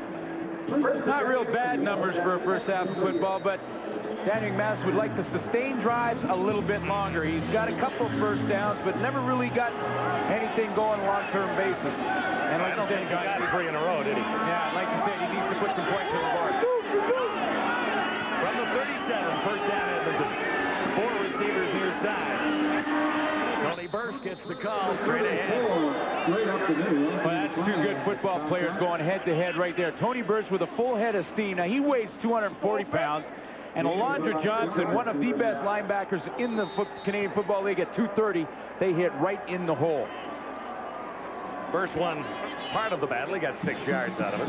What a great year Alondra Johnson had last year. Recorded 96 tackles, had a couple sacks and interception. I felt one of his best years. He was All-Canadian again. 2nd and 4, McManus shotgun near. Whoa! Robert Gordon made the catch. Coverage was tight by Al Jordan. You're thinking that I was just about stepped in front. You threw that wide field out on this field. It's a long throw. That ball took a while to get out there, and Al Jordan was about a half a step away from picking it off. A little bit of air under it. You see how quickly Jordan collapsed down on Robert Gordon. Jordan along with Marvin Coleman. An All-Canadian, so they had both All-Canadian corners in Calgary last year. Well, you know what's amazing is that Al Jordan quietly led the league with 8 interceptions in 1996. Eskimos did get a first down, and here's the toss. McManus to Robert Gordon, stepping out just shy of a first down, I do believe. We'll see where they spot it. Well, you knew they'd come back to this matchup. Robert Gordon is going to be the lone receiver on the backside, and you're going to get the one-on-one matchup with Gordon and Al Jordan. See, here's Robert Gordon. He's going to run down and run the out route. A little bit of isolation on the backside. Chalk one up for number 84 in the green. Nice little 9-yard gain. That's Gordon's night. Over 1,000 yards in Ottawa last year. Tony Burse, and that'll be plenty for the first down. Now the Eskimos have a bit of a drive going. Well, you know, this is what they want to do as well. Much like the Calgary Stampeders, establish the run a little bit, give the ball to Tony Burse and Eric Blunt on the handoff, try and pick up 4 or 5 yards up the middle, and then get into a second and short situation. Because on second and short, you can run the ball successfully or throw the little hitch passes and still pick up the first down.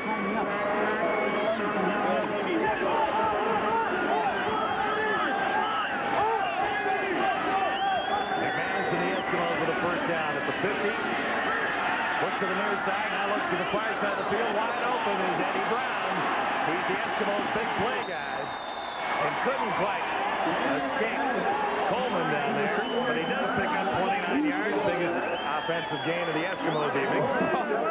Marvin Coleman looked like like he was a little angry at his halfback. What happened on the play is Kenton Leonard came way inside in the zone coverage. Marvin Coleman was responsible for the deep zone. Saw Eddie Brown. Now that's an open field tackle. Eddie Brown's got tremendous speed. Coleman comes up, good low base, shoulders low, stands up Eddie Brown, puts him right on his back, and that pumps me up when I'm in out. Yeah, the old TV. Except Havoc Brown gets so wide open. Well, that was Kenton Leonard. This is Henry Williams, and there's nowhere to go as he takes a hitch pass. Jordan was there, 27. Well, it really is interesting how they're using Gizmo Williams in this Edmonton offense, and the panel touched on it at halftime. Al Jordan, of course, making the big play on Gizmo on that last hitch pass, but he's lined up in a lot of different positions. The wide receiver position caught that hitch. He's lined up in the backfield and caught some swing passes out of the backfield, and it looks like he's going to be a big part of this offense in a different role than he's used to. Spot duty, and they're sneaking it in there. McManus on second down. Looks for the home run toss, and Gordon has it. First touchdown as an Eskimo for Robert Gordon. Very impressive drive for Danny McManus. Gordon with a couple of catches on the drive. Eddie Brown with one for 29 yards. McManus on target for his first of 97. I'm going to tell you why it was a great play for two reasons. One, Robert Gordon played it perfectly when the ball was in the air. Eddie Davis was in pretty good coverage, but as Robert Gordon was running, he didn't give any indications that the ball was in the air. He just keeps running, keeps on stride, and bam, sticks his hand out at the last second. The defensive back is trained to look at the receiver. When he puts those hands out, that's when you react. Robert Gordon didn't do it, allowed him to catch the football. You're pumped. That was a sneaky little play by Robert Gordon. Robert Gordon from the Ottawa Rough Riders in the dispersal draft. Several of his teammates paying off with other teams as Robert Gordon is in his first game as an Eskimo. Nice drive, 5 passing plays, 2 on the ground, 7 in all for a 73-yard touchdown march, and Robert Gordon has his first touchdown as an Eskimo, 22-yard reception. Eskimos back in, and it's 15-8. Nothing fancy on the pass pattern, just straight down the field. Eddie Davis right on the hip, pretty good coverage. But watch how late he waits to react with his hands. Sticks him out at the last minute, and the veteran receiver comes up with a big touchdown on a drive that the Edmonton Eskimos desperately needed to get some momentum back in this football game. As Hank Snow once said, I've been everywhere. Well, you know, Robert Gordon has been around. He certainly has. I mean, 91, 92, he was in Ottawa. He spent 2 years in Toronto in 93 and 94. BC in 95 with Danny McManus, and then, of course, again in Ottawa last year, and came over in the dispersal draft for the Edmonton Eskimos. Let me get this straight. So it goes Ottawa, Toronto, BC, Ottawa, Edmonton. Right. Marvin Coleman returning for Calgary. One of the best. He's out across the 25 to the 28. That's where Garcia Jed Roberts just threw Marvin Coleman's shoe about 40 yards. It's sitting like on the 10-yard line. I see it down there. What brand is it? There's a loose Nike on the field. There it is. Jed Roberts came down, made the tackle, got the shoe, and Marvin Coleman's got to go and relace him up. Get a little bit of a spat on there. First and 10 from the Calgary 28. Didn't see where it ended up. Garcia, Stampeders. First down. 27. Keep coming, keep coming, This is keep coming. Anderson. Kelvin Anderson has run well for Calgary tonight. Again, right there. Out near the 35. Talked about Jeff Garcia's slow start in this ball game. 2 of 9 at one stage of things, but he has improved to 5 of 13, 47 yards. Through a half, that's not enough for a passing quarterback. Well, you know, I heard Marty talk about, at halftime, talk about a confidence problem Jeff Garcia may have. And I asked Danny Barrett about how Garcia had in training camp, what kind of training camp he had. He didn't seem to indicate that Garcia was having a confidence problem at all. Game was 7. This is 2nd and 3. Garcia unloads. He'll have the first down, connecting with Joseph Rogers. Now, this is just a little pass to Joseph Rogers on the sideline, but you know why it's created? It's created because Rogers has the great speed, and when you have speed like he has, defensive backs have to respect it and stay off him. And that allows you to run those shortcuts on the out or the quick in or curl route, and Garcia's just going to flip it out to him, and Glenn Rogers Jr. has to respect his speed and stay off him a little bit. Wally got a hit in down there on the sideline. Wally was looking to hit the ref, it looked like. 4 yards, enough for a first down, and the Stampeders continue this drive near the 40-yard line.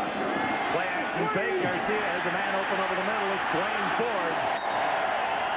First time we've seen him touch the football tonight, and it's a big play. Noted as a blocking back for Kelvin Anderson. Set up nicely on the play action fake for a 27-yard gain.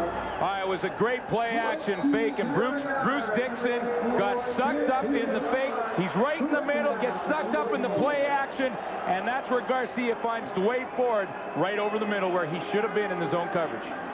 Stampeders all the way up to the Eskimo 44. Anderson again.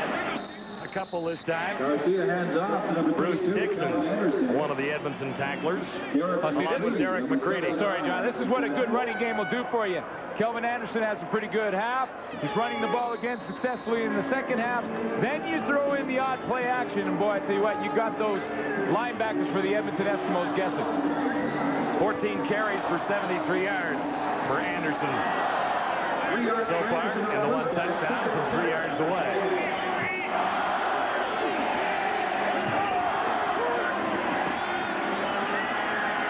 Garcia has Rogers short of the first down, far side.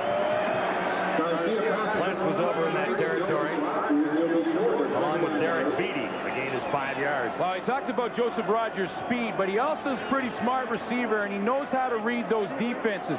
Joseph Rogers is going to read the zone coverage. Here he is right here, and he's going to sit down in the curl route as he sees the zone. Sees the zone, sits down in that dead area right around the numbers, and gives him his quarterback a target.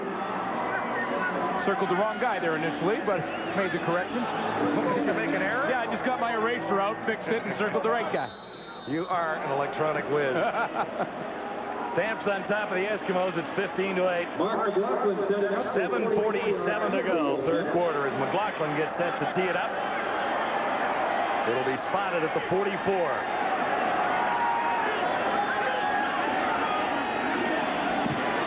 McLaughlin's first field goal of a new season is wide, just like Sean Fleming's was. Williams sneaks out to the 4, not giving up the single points. So the CFL's leading scorer of 96 shaking his head after a miss right there. Stampeders missing a few faces from 1996 and a few sacks. When you look at that list, Harding, Johnson, and Laird all departed. 21 sacks last year between those three, and by quick math, it says it's 276 career sacks that is out of that Calgary lineup. Okay, it wasn't my quick math. Somebody added it up. Somebody helped me on that one. Yeah. Eskimos first down. Nice play action fake by McManus. Nice catch by Don Blair. No, they rule it no catch. Well, I don't know. Don Blair may have an argument from the angle I have up here in the booth. It looked like he pulled that ball in. Ron Lancaster obviously thinks so, but Don Blair just running the seam pattern in the zone defense on Calgary and did a nice job of laying out to get some football, and it looked to me like he came up with it. But not so, says the officials.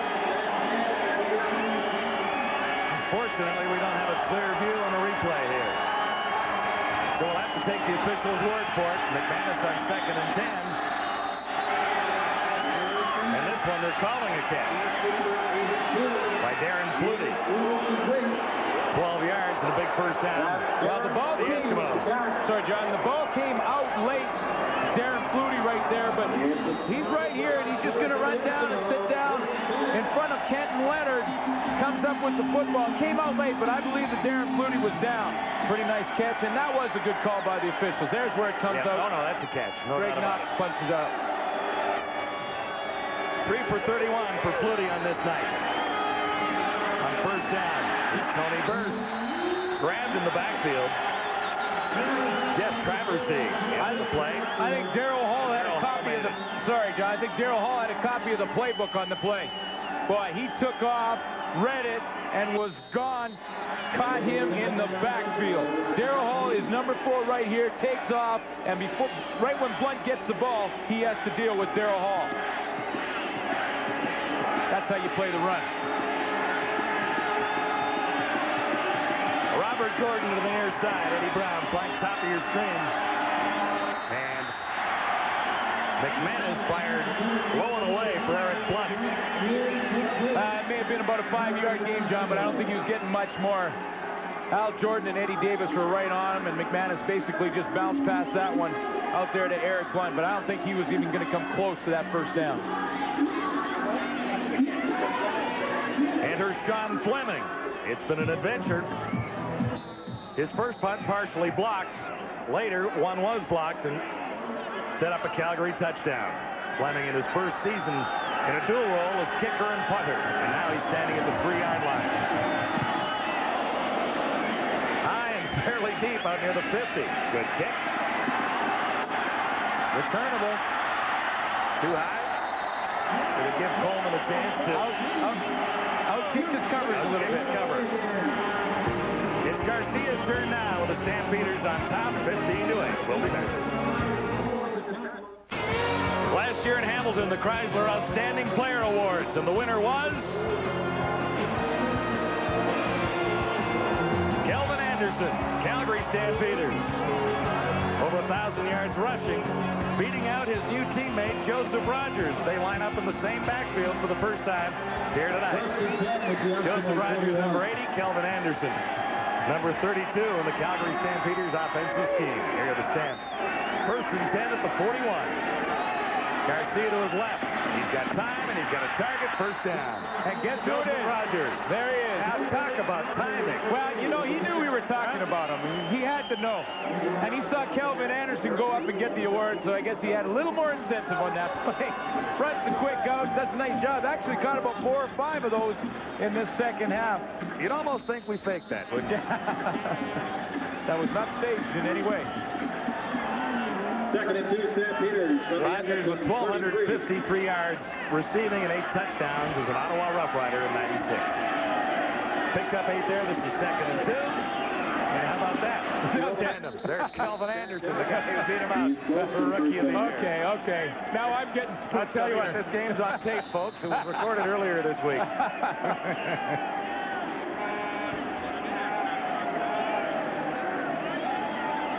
Easy to see why he was Rookie of the Year. Not only 1,000 yards rushing, but 14 touchdowns. He was a big part of the Calgary success. 10 of those touchdowns coming along the ground and 4 through the air. And it was a close call because Joseph Rogers also had a good year, but Kelvin Anderson well-deserving of the Rookie of the Year. And there's what he's done tonight. 15 carries, 75 yards, and 1 TD. Stampeders want to run the ball more effectively, and they've got the guy to do it, and Kelvin Anderson.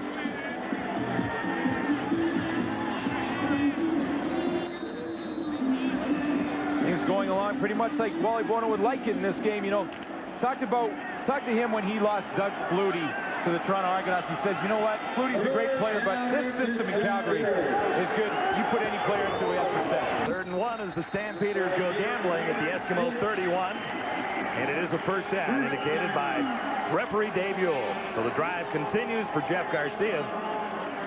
Both quarterbacks have put together better drives in the 3rd quarter than they did in the opening half. I think particularly McManus in that long drive for the touchdown. I think what happens, John, is the offense is going at halftime and they start to talk about what they're seeing defensively. They come out with a little bit of a adjusted game plan, and we're seeing some success from both teams offensively in the second half. Difference in rushing yards is substantial at this stage. 1st and 10, Stampeders at the 30. And Garcia gets nailed with a time count, I believe, as the play is whistled down. Well, it was an interesting formation, and one that Garcia, I think, got a little confused on himself. What Garcia did was put Dwayne Ford and Kelvin Anderson at the wide receiver positions and had Travis Moore and Terry Vaughn in the backfield. Then when he saw the defense, he had to audible, but he didn't have the right personnel behind him, so he got the time count. Back at the Edmonton 35. So it is 1st and 15 as the Stamps move back to the Eskimo 35.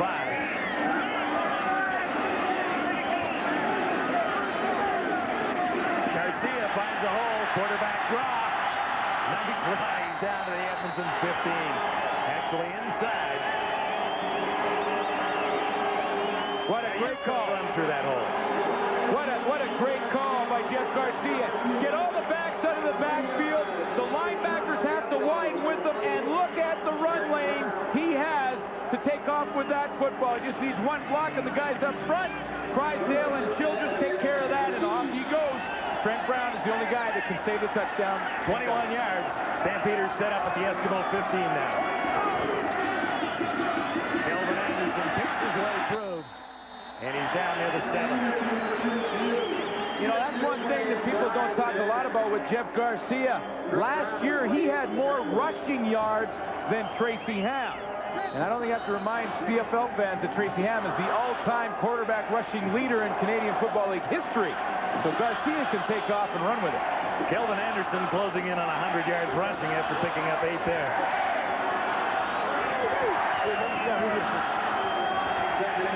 Stampeders, second down.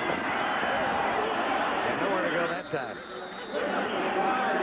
Well, you know, sooner or later, you know we'd hear from four-time most valuable defensive player, Willie Pless.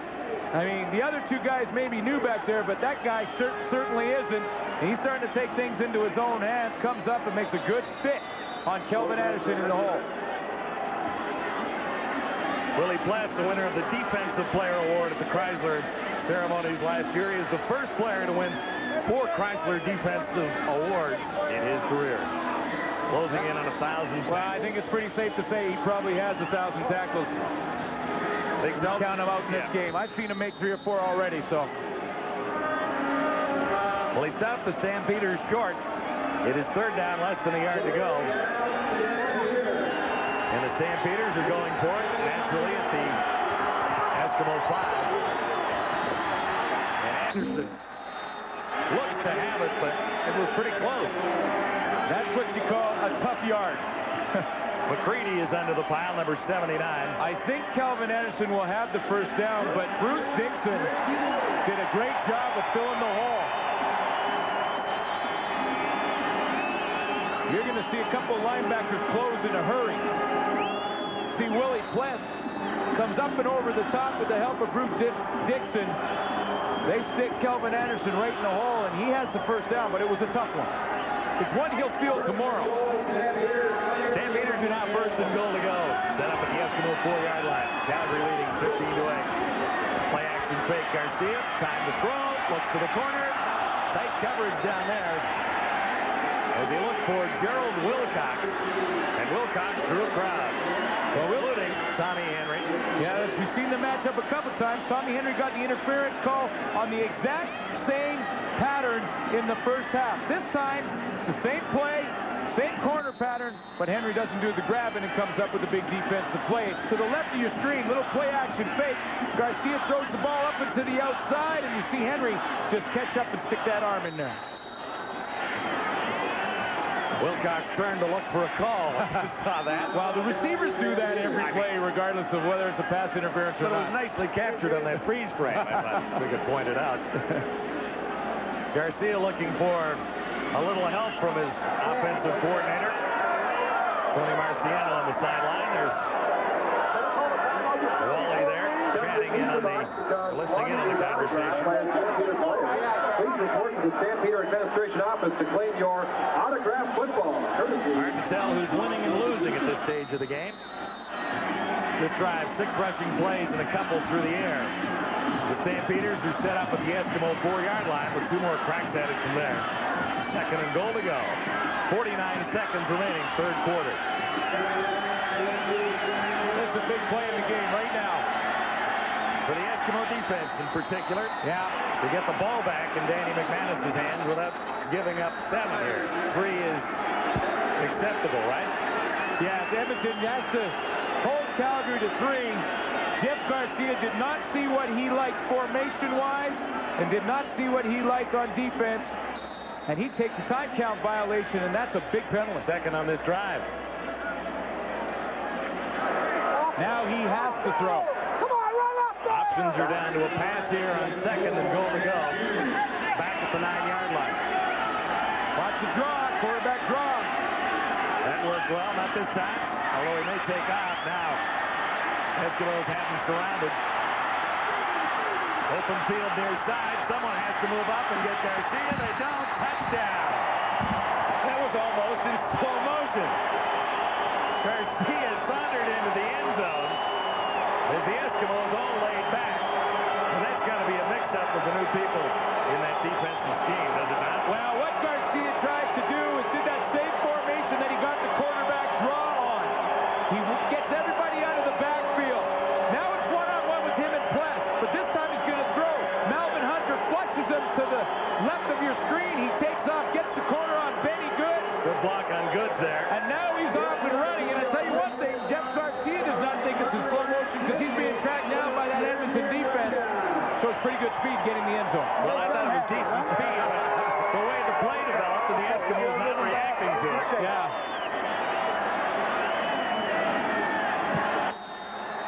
Add one more to the Stampeder total. And the Eskimos have let Calgary off the hook there. Had a pretty good chance to keep that down to 3 points for Calgary. Instead, it's a touchdown and more frustration on the green and gold side. Well, it really was a big play for Jeff Garcia simply because he had just taken the time count violation and put himself in a tougher situation. Then he comes up, sees the coverage on the right side of the field, doesn't like what he sees and has to take off. And then he just uses that athletic ability. You cannot coach what Jeff Garcia just did in that play.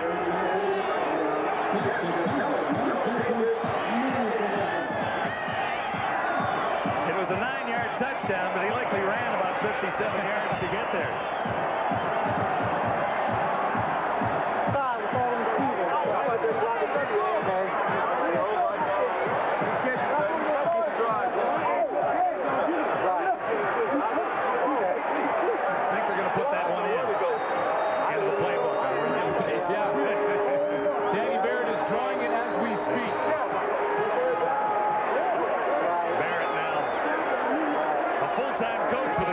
Stampeders, enlisted as the emergency backup quarterback, making him about 4th string.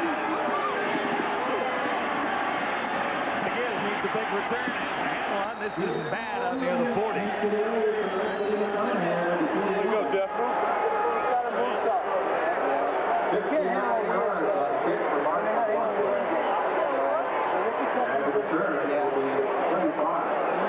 Garcia working with the new offensive coordinator and Tony Marciano, who moves up to take John Hutnagel's spot. And you know what the viewers heard what Tony Marciano said. We said, listen, they can't handle our running game.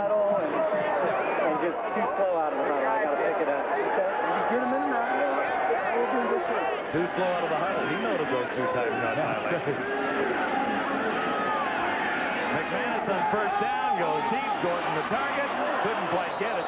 Decent coverage upfield by Jordan, who was there. It might have even got a hand on it. Well, that one surprised Robert Gordon because Al Jordan had a bead on it, went through his hands, and Gordon very nearly came up with it. Jordan's shaken up. He'll be attended to. That's the end of the 3rd quarter with the Stamps in control, and we send you back to CFL control.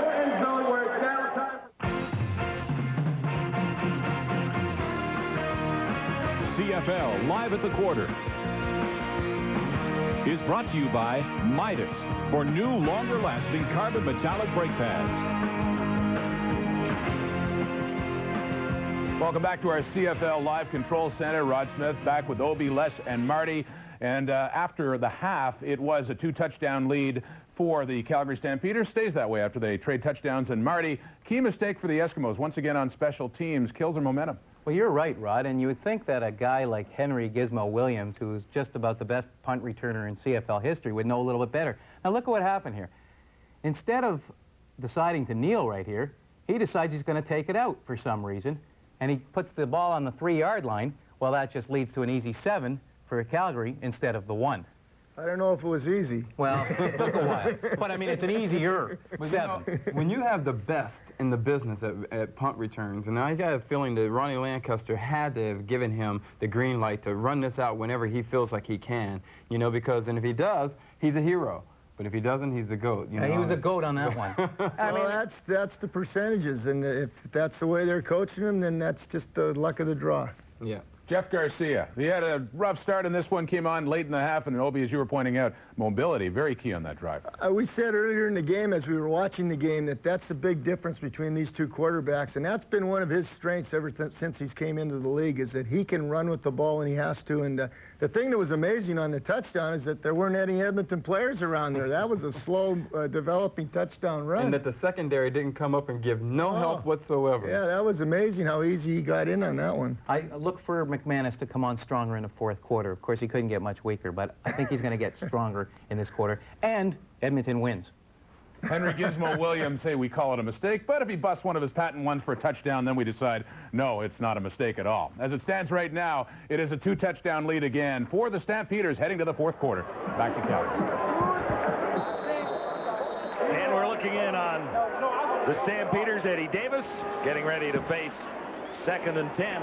Well, John, Eddie Davis has to move to the corner. Al Jordan's out for at least 3 plays. Darryl Hall will play halfback, and 95, Ray Bernard, goes to middle linebacker. This is 2nd and 10. Eskimos at the Edmonton 40. McManus stands in, fires on target, first down. Out near the 55, Darren Flutie. Ray Bernard, another of the expatriate Ottawa Rough Riders, who have made a pretty good impact where they've gone in the Canadian Football League so far in '96. There's a pretty good core of outstanding players released in the dispersal draft. Certainly was. And talking to Wally Bono, he says that Ray Bernard could be starting on this defense. He had a great camp and a good preseason. Really happy to have him from Ottawa. Eskimos right at midfield with a first down. Throwing on the run and on target. McManus to Tony Burse. Pretty close to the line of scrimmage there, I thought, as he moved up. Well, the line of scrimmage, he was awfully close, John. And Danny McManus, you see the ball. There's the line of scrimmage. The steps up. About 3 yards. No, didn't get that left foot. Did not come down. The ball was released. The foot came down after that, so that was a I'm just saying it was close. absolute legal pass. I didn't say he did anything. I was just saying it was close. McManus first down, far side. Has Gordon again. And he'll be close to a first down, gain nearly 9 yards. Wrapped up by Hall. Numbers through 3 quarters at McMahon this CFL opening night for 1997. 10 yards favoring the Stampeders, 216 to 195. I mean, that's fairly close in there. The rushing totals remain a big part of the story. Calgary has run effectively with Kelvin Anderson. Time of possession can't get much closer than that, 56 seconds apart. Rushing and a couple of key mistakes by Edmonton, and that's the difference. Jordan back in now on that Stampeders secondary. Back to normal. Flags go down. But McManus still has a live football, and here's Eddie Brown down to the 3-yard line.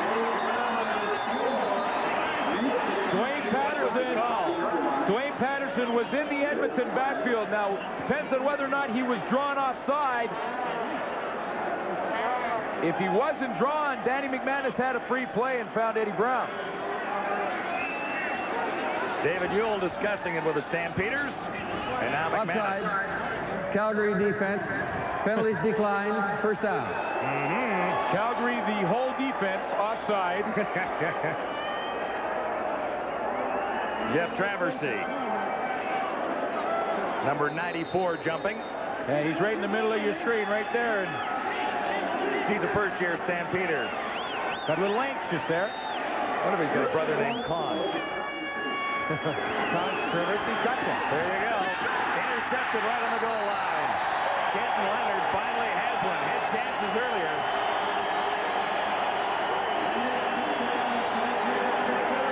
First interception of the new season for Danny McManus.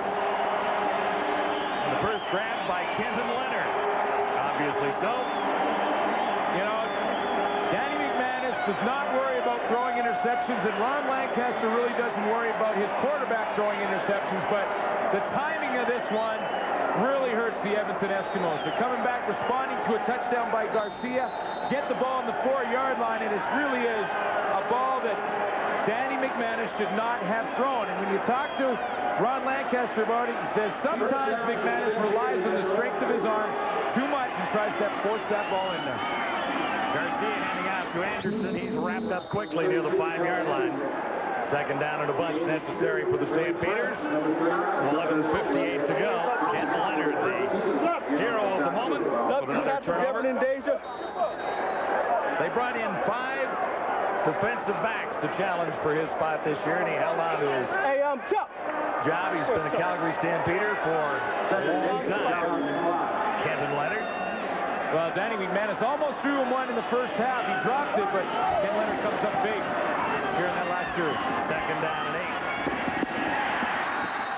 And that'll be a first down as Garcia. John, this is a great football play. Garcia rolls out and on time throws the ball to Travis Moore on the sideline. Just before Moore had broken his pattern off, that ball was in the air. Broken. Catches it on the sideline. Pretty good football play. Just before he broke off his pattern. Grammar.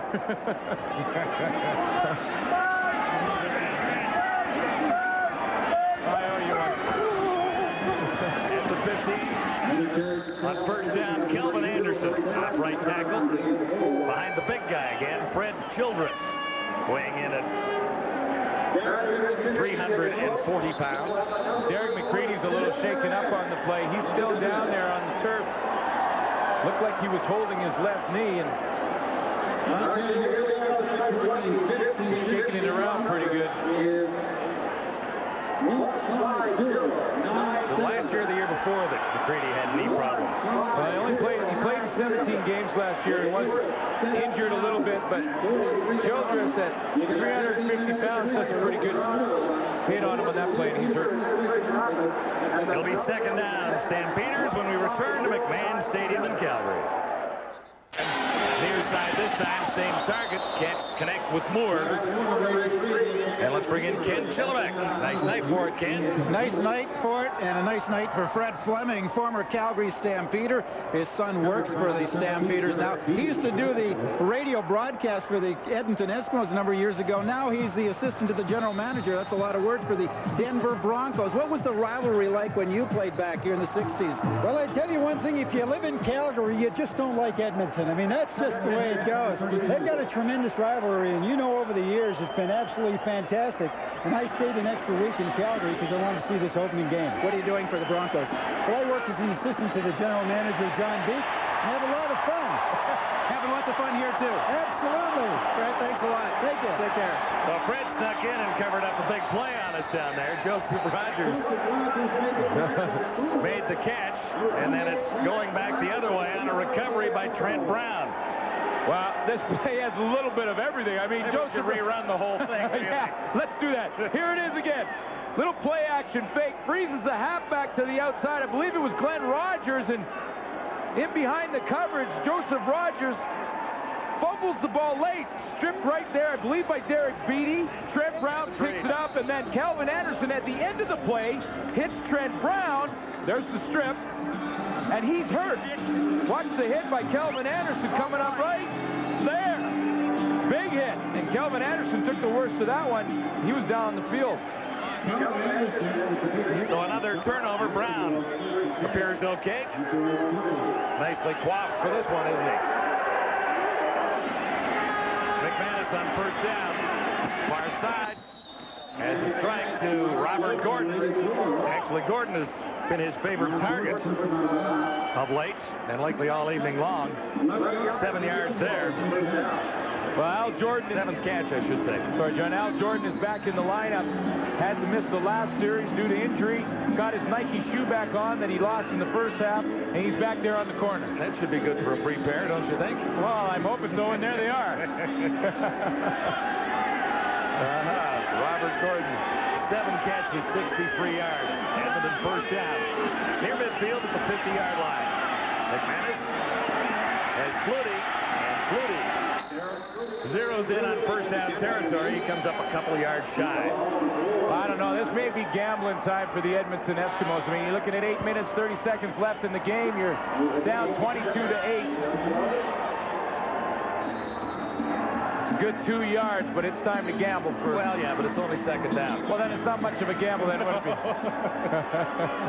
Second down and a long two. Okay. Ball at the 42.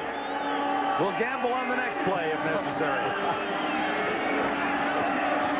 McManus with time, and he has the first down. No catch. Ruled right there. Flutie had it, I thought, but they say no catch this time. So now, you are absolutely right. I was just looking into the future a little bit. I tell you, what a play by Kenton Leonard. Flutie comes across the middle, and Kenton Leonard lines him up and just separates Flutie from the football. Came up with the big interception on the last play, and now the big hit. Guess that's how he beat out the 5 guys that challenged him for his job this year at training camp. Here to play, quite a story. The only player in the CFL with diabetes, and he has to control that every day of his life. Fleming gets a good kick away, but it was close. It sails for a single and cuts the lead. And they didn't gamble. They didn't gamble. 7:52 to go in Calgary.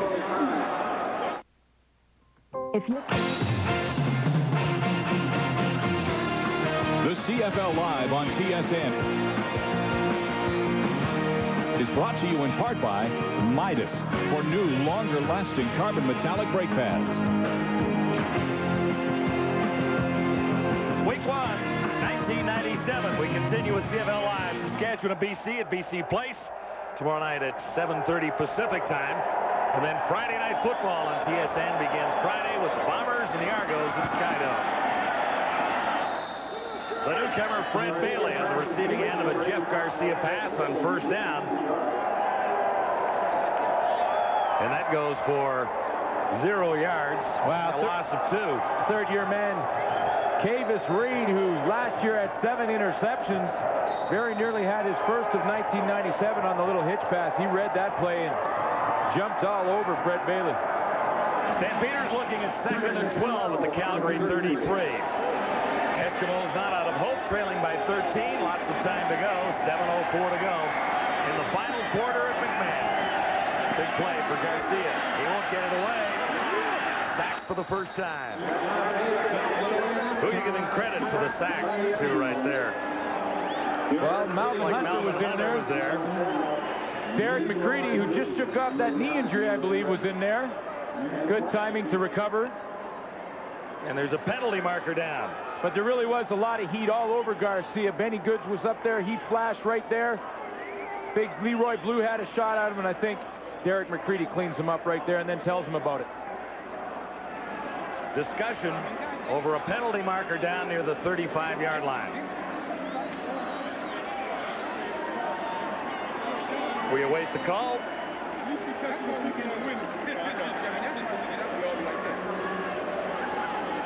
6:48 to go. Final quarter. Here's Dave. Unnecessary roughness. Calgary number 8. After the play, 3rd down. That's Greg Knox. Nah, I think that was a mistake.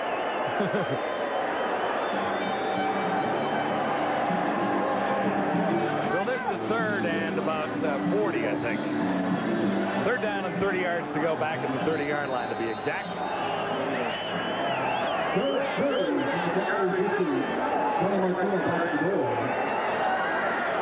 Tony Martino back on his 1-yard line to get this punt away. Eskimos will gain greatly on field position. Martino sails it to Blair. And he's near midfield, right on the 55-yard line, brought down there by Raymond Biggs. McManus enters, trailing by 13 with 6:26 to go.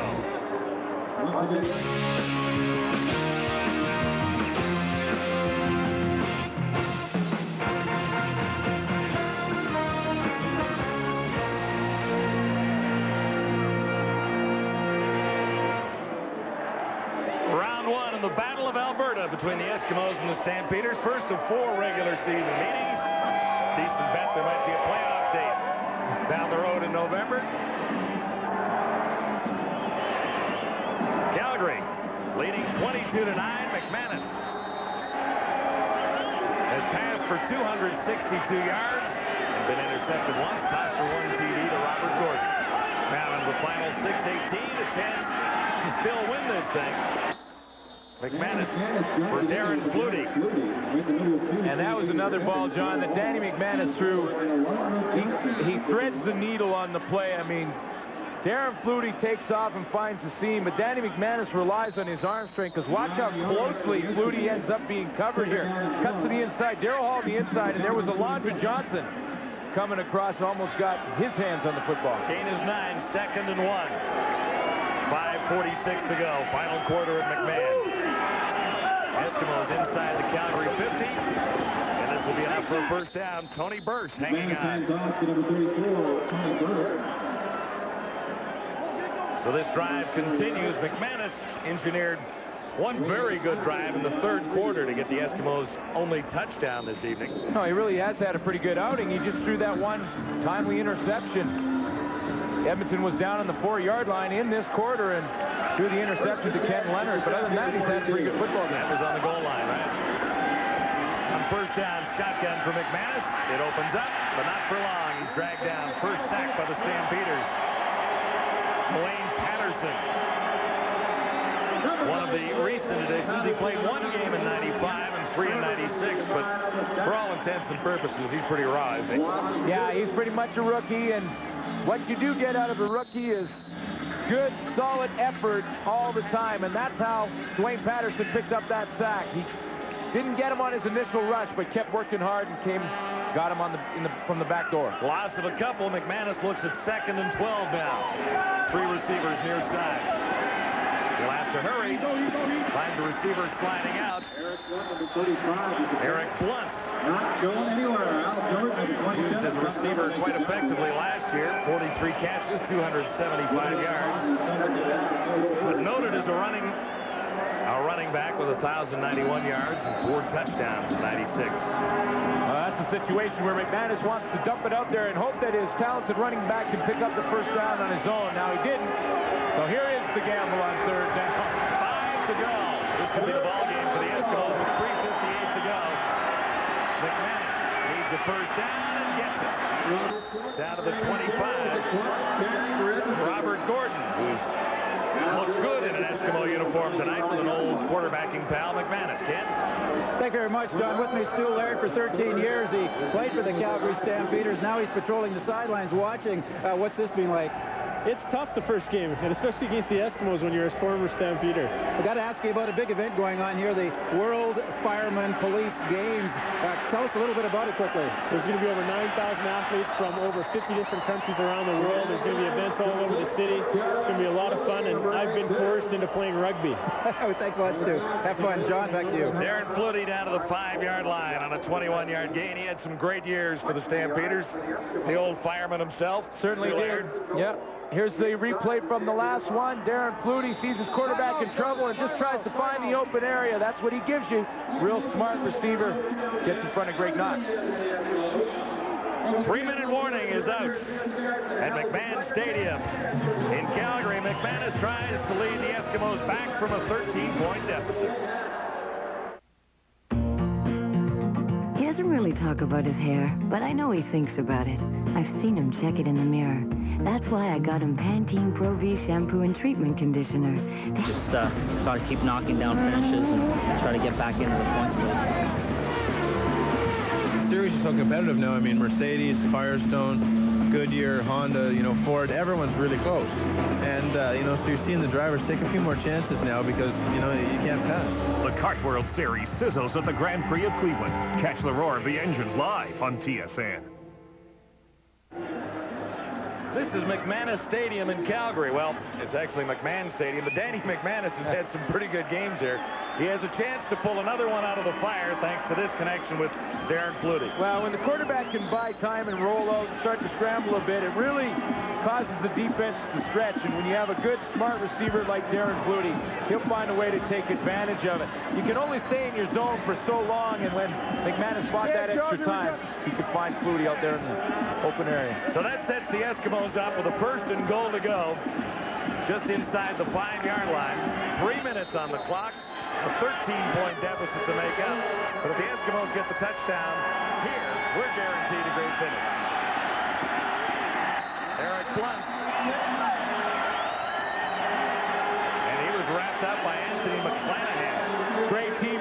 here, John, by the Calgary Stampeders. Anthony McClanahan, who has great speed from the linebacker position, fights off the block, works to the outside, gets a little bit of help from Marvin Coleman, who turns Eric Blunt to the inside and wraps him up. Look at the speed to the outside, and here comes Coleman. Good team defense. Blunt's number's not outstanding. 3 carries for -3 yards. Picked up 2 there. 2nd and goal to go. Eskimos at the Stampeder 2. Looking for the touchdown, Tony Burse. And he has it. The Eskimos climb back to within 7. We may have a finish yet. I told you. It's Edmonton, it's Calgary, and it's always a pretty good football game. Yeah, you got to expect it's going to happen like this. Tony Burse shows a little bit of nice speed here as he breaks to the outside. I mean, this is a big fullback at 240 pounds. Watch the feet on this cut right there to the outside. Finds a little bit of a seam between Alondra Johnson and Darryl Hall and hits it. Ball crosses the plane, and we may just have that finish. 2 minutes and 32 seconds to go. John Fleming will try and add the extra point that's rather important to the Eskimos all of a sudden. Burse has had a pretty good night. He sure has. Used as a receiver quite. Look at his helmet, John. I mean, look at this. Look at that one. Look at that. Red. Holy smokes. You think there's some hitting going on out there? And, you know, they don't paint those helmets with, like, a paintbrush. You know, they just don't slap it on. I mean, those things are like heat spray painted or something. Takes big hits to get the paint off them. Look at that helmet. That's going back to the shop after this game. Numbers on Burse: 6 carries for 20 yards, 5 receptions for 71. Fleming's point after is good. And the Eskimos are within 6 of the Calgary Stampeders, so an Edmonton touchdown wins it. In spite of all the problems the Eskimos have had, several miscues in this one tonight. It hasn't been a classic football game, but it has been decently entertaining. It's starting to look, like you said, that we may have the classic finish that these two teams have become famous for.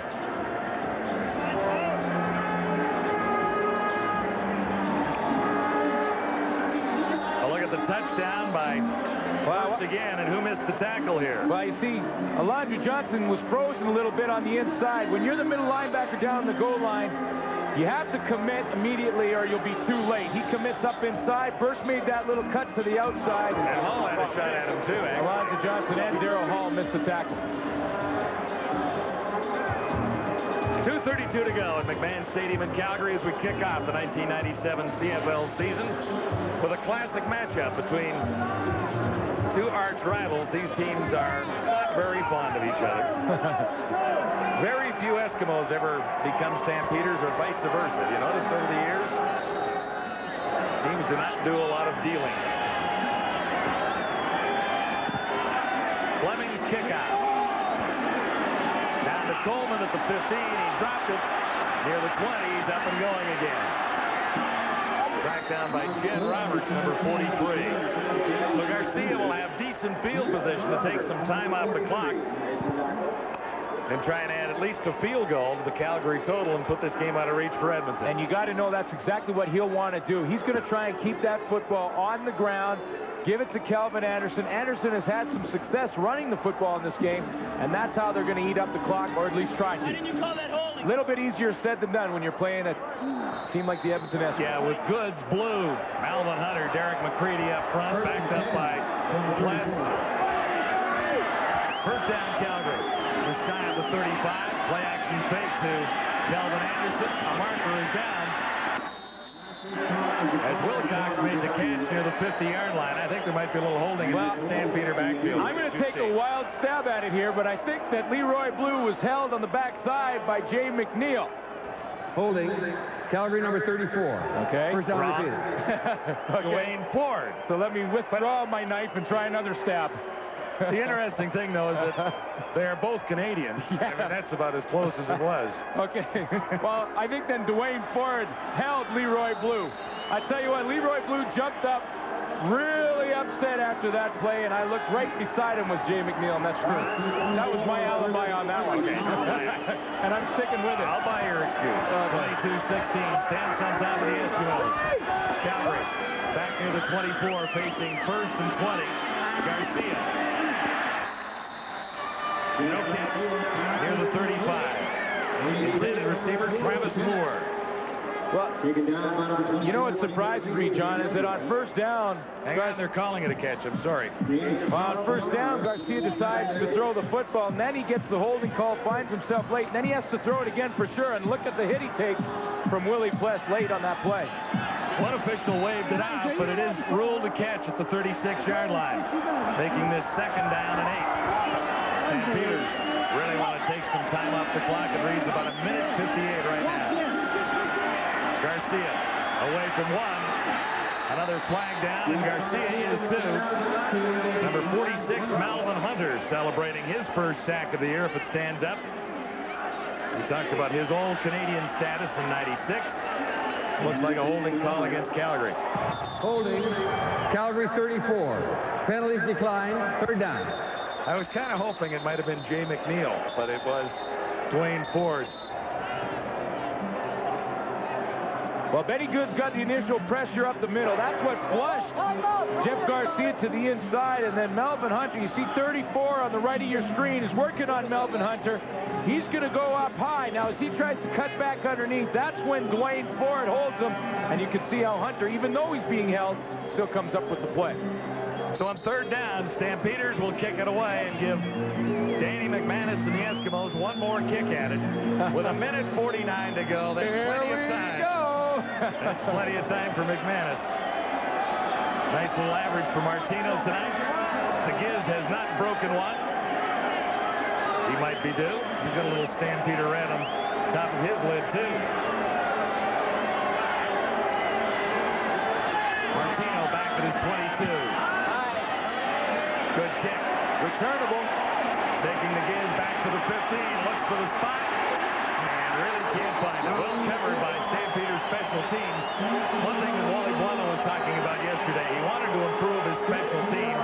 He felt that's what cost him a victory in the Western Final last year. And he certainly did. He dressed 8 linebackers for this football game. And linebackers are the guys who make the plays on the special teams. And on that last one, Wally Buono got the big play out of Raymond Biggs, Ray Bernard, and Roger Reinson, all linebackers. Labor Day is an annual affair, and so is the Western Final for these two teams. Edmonton winning it in 1996 on a last play kick by Sean Fleming. Now, 1:39 on the clock for McManus to get to the end zone. He has to get there to win the ball game. Eskimos are down by 6. McManus finds Eddie Brown. That'll be a 1st down out near the 35. Brown has not been used a lot tonight. No, he has. He's got a couple passes just like that, but that was all time from the front 4. Danny McManus looked at all 5 receivers that were out in the pattern. Eddie Brown was the 5th.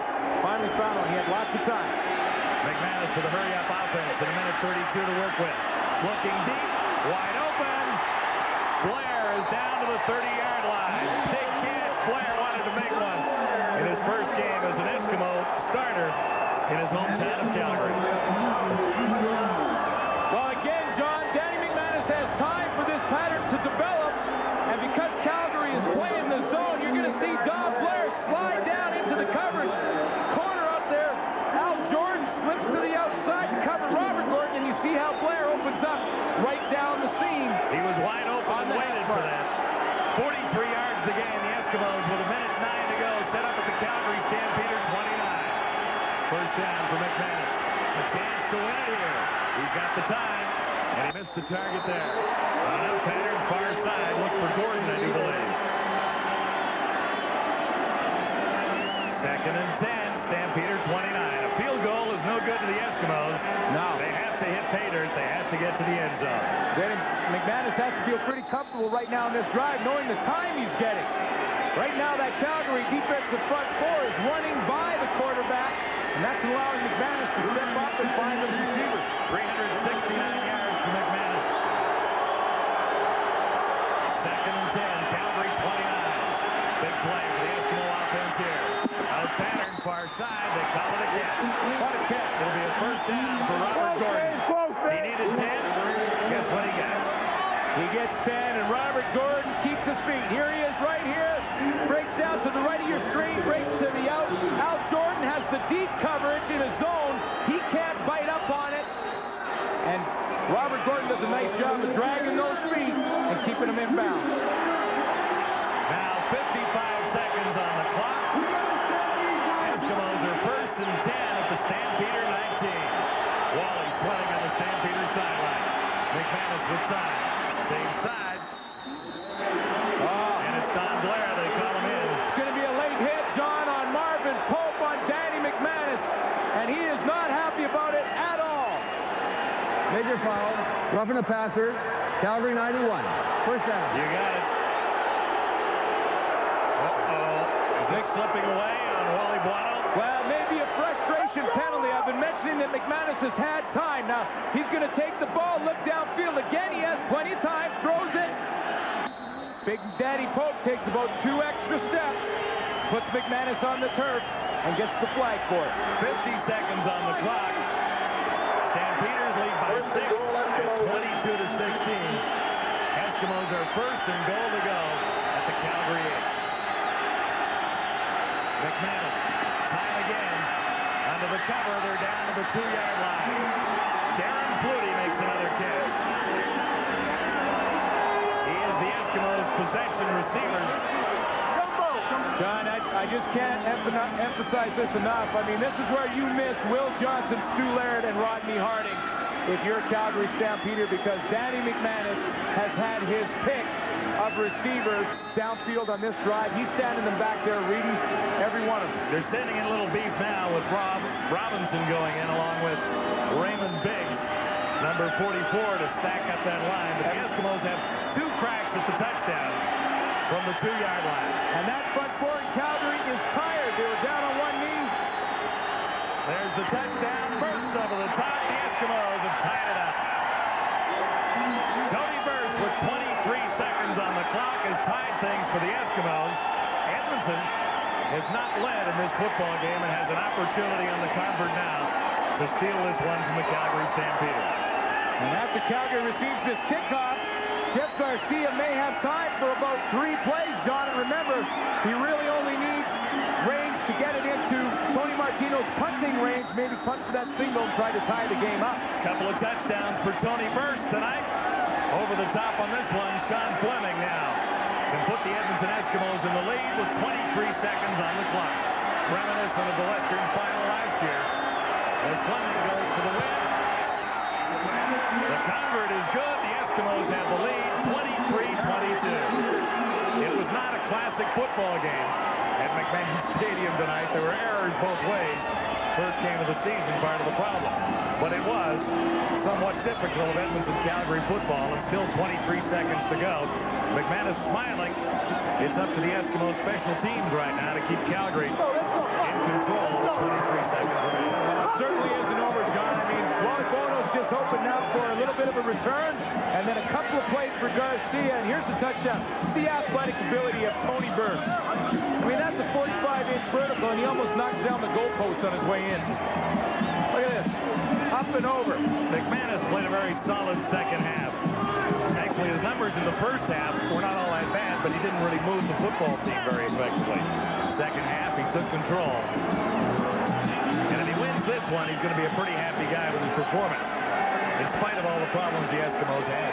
The only one thing that concerns Ron Lancaster and Danny McManus, John, is the wins in the win column. And McManus will tell you, I can throw 20 interceptions in a game as long as we win it. I don't really care. Stampeders now have one last gasp. Field goal wins it for Calgary. If they can get into McLaughlin's range with a good return by Coleman. And he's stopped near the 35. 19 seconds remaining. How many plays can Garcia get out? Well, if he's quick, he can get 4. But remember, you got to have 1 for the kick. So he's got probably 3 plays, 3 quick plays. But maybe the key in this drive was Marvin Pope with a little bit of a frustration penalty on Danny McManus. And take a look at it. It's pretty close, but he takes 2-3 steps and then 2 hands him in the back. Gives him the old Messier right in the middle of the back, and down he goes. A Messier? Yeah. I like that. Stampeders 19 seconds to get even and take the lead. No catch there. The newcomer Fred Bailey was the intended receiver. Pretty good coverage by Tommy Henry. How's he done overall? Well, he's done great in the coverage aspect. Just like we predicted, he's had some trouble trying to stop the run. Kelvin Anderson's had a pretty good game, but he is playing well, other than the one pass interference goal when it comes to coverage. Anderson a little shy of 100 yards, 20 carries for 93. 14 seconds to go. Stampeders down by 1, facing 2nd and 10. Garcia needs a big play to get into McLaughlin Rains. Bailey makes the catch. He'll have a first down out near the 50-yard line. Thinking about the 48. So now big first down, but it took a lot of time. There's only 8 seconds left now. Bailey did find the open area and got the ball first down, but it looks like Garcia may only have one more play. Then they got to send in the kicking team. 8 seconds to go. Eskimos lead it by 1. Garcia on first down. Looks to the far side. It has Rogers. Now the clock says 0-0. I don't know. All that time ran off the clock. The Eskimos celebrating. There's the gun. And that was enough for a great comeback by Lancaster and the Edmonton Eskimos. Jeff Garcia ran out of time. He was seconds shy of getting an opportunity to kick a game-winning field goal. So Wally Buono had the lead all night long until the final 20 seconds. That's not a bad way to kick off the 1997 season, is it? No, we talked about it not being a classic football game. Oh, man. But it was entertaining, and when it comes down to the final minute, it's always fun. And never, ever ruled out Ron Lancaster and the Edmonton Eskimos. Down by 2 touchdowns with, 6 minutes left in the football game? And somehow, number 14, who, look, hasn't changed the motion at all, brings his team back to the win. Eskimos have won 20 straight season openers. This one by the narrowest of margins, 23-22 over Calgary.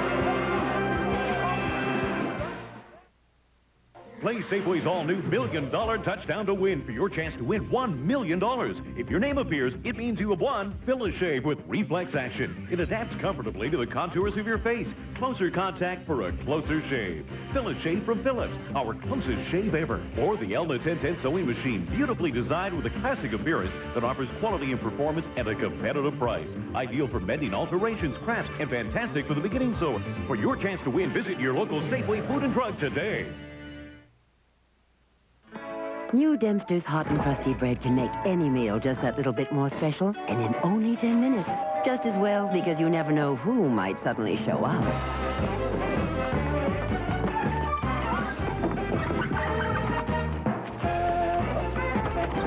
Martha, do come in. New Dempster's hot and crusty bread.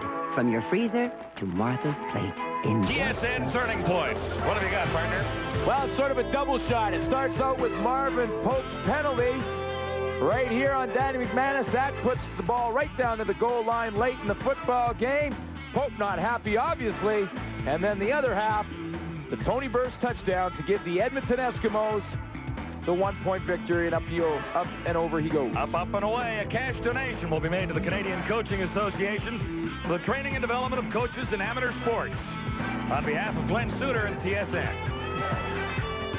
The Eskimos in a comeback win over the Calgary Stampeders.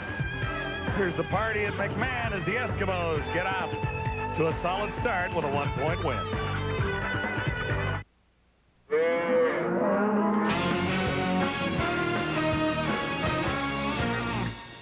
Welcome back to CFL Live Control. Is that a good way to start the season or what? Great comeback, and it's painful for us to admit it, but Marty York was right. Last thing he said at the end of the third quarter was that Edmonton would come back and win this game. How about Marty York? But, Les Brown, how about Danny McManus, your former teammate? Well, I tell you what, Danny Mac, you say what you want about this guy, but he plays well enough to win. He doesn't care enough about stats and whatever else. He wants to get the W on the board, and that's what everybody likes about him, and that's why players love to be on the same team that he's on. Well, it was a great opener, no question about it. The one play that's going to stick in Calgary's mind was the big fumble by the completion to Joe Rogers on Edmonton's 25 or whatever it was when they had a 15-point lead. Edmonton goes down the field and scores and gets back into the ballgame, and you saw what happened. Well, I think the one play that's going to stick in people's mind is the Marvin Pope late hit. And it's kind of ironic because last year, when Edmonton won on the last play of the game on a touchdown pass from Cody Ledbetter to Darren Flutie, against Calgary, Marvin Pope was chastised by Wally Bono after the game for not being aggressive enough and for not getting Ledbetter. This time he was overly aggressive. And by the way, Bob, I don't want to ever hear that I don't know anything about football, because obviously I know a little bit more about football than you guys do. Well, I think you got a little bit lucky. You made an outstanding prediction, and you got a little bit lucky. You know, you need luck to be good. Every dog has his day. Okay, are you saying I'm a dog? Marty, I have a feeling you're going to hear those things a lot throughout this season. It's a long season. Tell me, how about Calgary, though? I mean, we had a couple of streaks on the line. Edmonton opening day, Calgary opening up at home, and this one since 1988. First time that they have lost at home. Well, Rod, you know, that's a really good point. I really think Calgary's in a lot of trouble. I said so at the beginning of the telecast because I believe they've lost too many veteran players. Now you lose a game like this at home. A lot of trouble? A lot of trouble? I think they're going to finish in last place in the West. You got to stick with that. I'm going to stick with it. Well, you're ahead. I'm definitely going. I'm going to stick with it because you lose a game like this at home on your opening night, and it's got to be devastating and demoralizing. And I'll tell you another thing. Before too long, Jeff Garcia will be benched, and Dave Dickinson will take over. I just got to say, these fans have to be ecstatic to see a game like this, and I hope they come out each game, each stadium, pack each stadium to see players like this. You know, this is an exciting game. Well, it was a good finish. It was a great way to start game one of the CFL season, and the Edmonton Eskimos getting it done. Calgary Stampeders must be wondering. That team from the north gets them just about every time, and they do it on this night to open the season by one. We'll be back.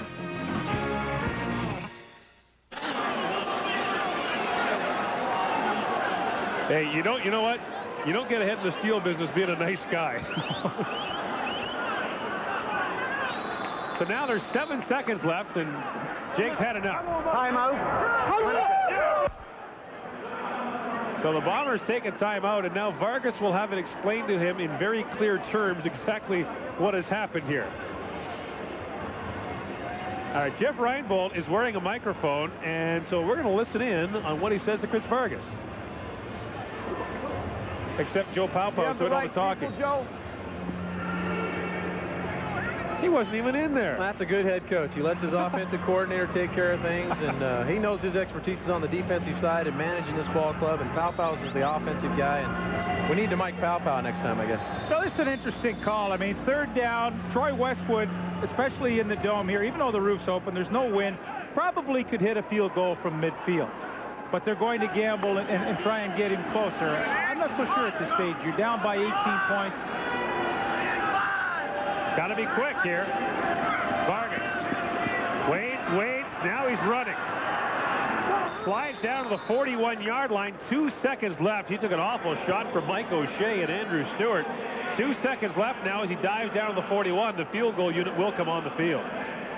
That's a good job of Chris not forcing anything. He saw that he didn't have anything done, tried to get up, didn't have anything working, tried to push it up enough for Troy to pop one through.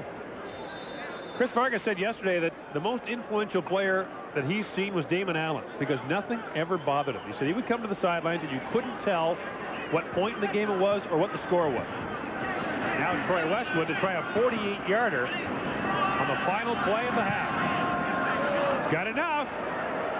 And it is good. Troy Westwood has accounted for all the Winnipeg scoring in this opening half, and the Bombers salvaged something out of a tough first 30 minutes. But they trail by 15 points after the Argos put on an offensive clinic throughout much of the opening half of their season. The second half is still to come, but right now, stand by for our Friday Night Football live at the half.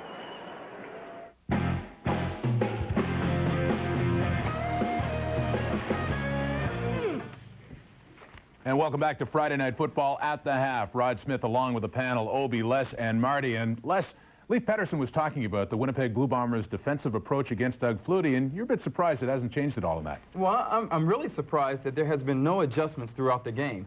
They started out coming with a man coverage or a zero coverage, which is a man coverage, an inside coverage where you take away the inside of the field because there's no free safety there. Nothing has changed. I mean, they've been blitzing the quarterback and not have once Doug Flutie been put on his back. Why don't you abandon that, go to a zone, and do something to help out the defensive back since they haven't played that long together, and have the linebacker sitting there to take crossing routes away? And yet, you know what's funny about that, Les, is that the Argos came in here thinking they were just going to dominate. They were going to be as smooth as glass. They're the best team in CFL history. Well, I'll tell you something. If it wasn't for the fact that Winnipeg has helped them. I should say, it wasn't for the fact that Toronto has, you know what I'm saying, let's take over. We get your point, Marty. Yeah. He's trying to say that the officials have helped Winnipeg with the penalties.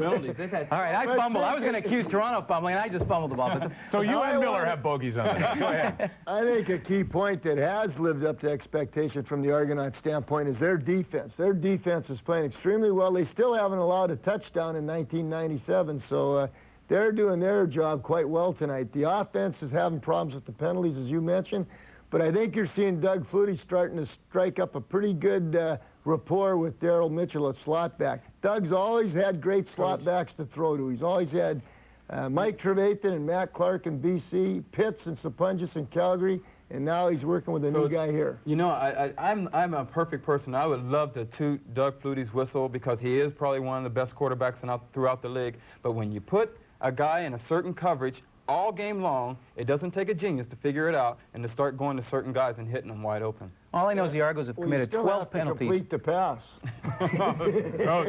Marty could do that. How much passes has Vargas completed, Marty? Vargas is, what is he, 5 for 18 for 40 yards. He hasn't done much at all. There you go. He's had open But the Argos have committed 12 penalties for 101 yards. A lot of teams don't do that in a whole game, let alone in one half. So, I mean, they're not dominating the way they thought they were going to be, and that was the point I was trying to make early. Well, this is great. I mean, we're into our third game of the season, and already you've managed to compare Marty York with Doug Flutie. Interesting to see what else coming on. I just want to ask you about the psychology of all this. Defending Grey Cup champions. Winnipeg's made all those changes, and they're hearing about how this could be such an Argo onslaught. If you're preparing a team, Obi, how do you prepare them coming into Skydome to face this? Oh, I've always felt that preparing your team as an underdog is a lot easier than when you're the best team, because you got to always be concerned about overconfidence. As an underdog, nobody expects you to win to begin with. So all you tell them is you get them pumped up about those guys are saying you're no good, you know, you can't beat them and that type of thing, and that usually gets guys motivated. Well, it certainly was the case for Jeff Reinbold, trying to keep his troops psyched up to face these Argos tonight. Down by 15 at the half, and Gino Retta standing by at Skydome to talk with the Bombers coach. Roach, the first half, there's been some talk that maybe you didn't face 6 receivers in the preseason, and now your DBs are having difficulty adjusting to seeing 6 receivers at a time. No, that's not the challenge that we had, Gino. The biggest challenge we had is we're not playing the structure the way it's designed. They're running a lot of what we call China under routes, and we've got to lock certain receivers and play through and then step off and let the other stuff declare itself to us. Doug made some plays, which you know he's going to do all the time. You know, I'm concerned about the fact that we're not making the plays that are there for us to make, and that's just playing the structure. Jeff, thanks for this. Good luck with the adjustments to the second half. Okay, thank you, Gino. Jeff Reinbold's Winnipeg Blue Bombers got to regroup at the half. It's the Argos leading by 15. Friday Night Football returns after this. CFL Legends, brought to you by Advantage, providing solutions for business. He was a 4-time Eastern All-Star. More on Royal Copeland in a moment. If someone you love could call you long distance right now, what would they say? Call them up and tell them that I want them to come over for a Sunday dinner. The Call Me card. Give it to your loved ones and they can call you anytime. The older one and her husband are both vegetarians. They'll call more often because you give them the card and pay for their calls. Well, you can't make a really great dinner from tofu. You know that. The Call Me card. Give the card, get the calls.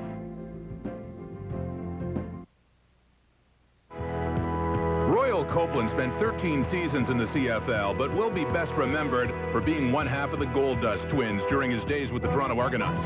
As a running back, Copeland was chosen to the Eastern All-Star team 4 times in the 1940s. Copeland is the only player to score a touchdown in 3 consecutive Grey Cup games. You can see more on Royal Copeland and other CFL legends at the Canadian Football Hall of Fame in Hamilton.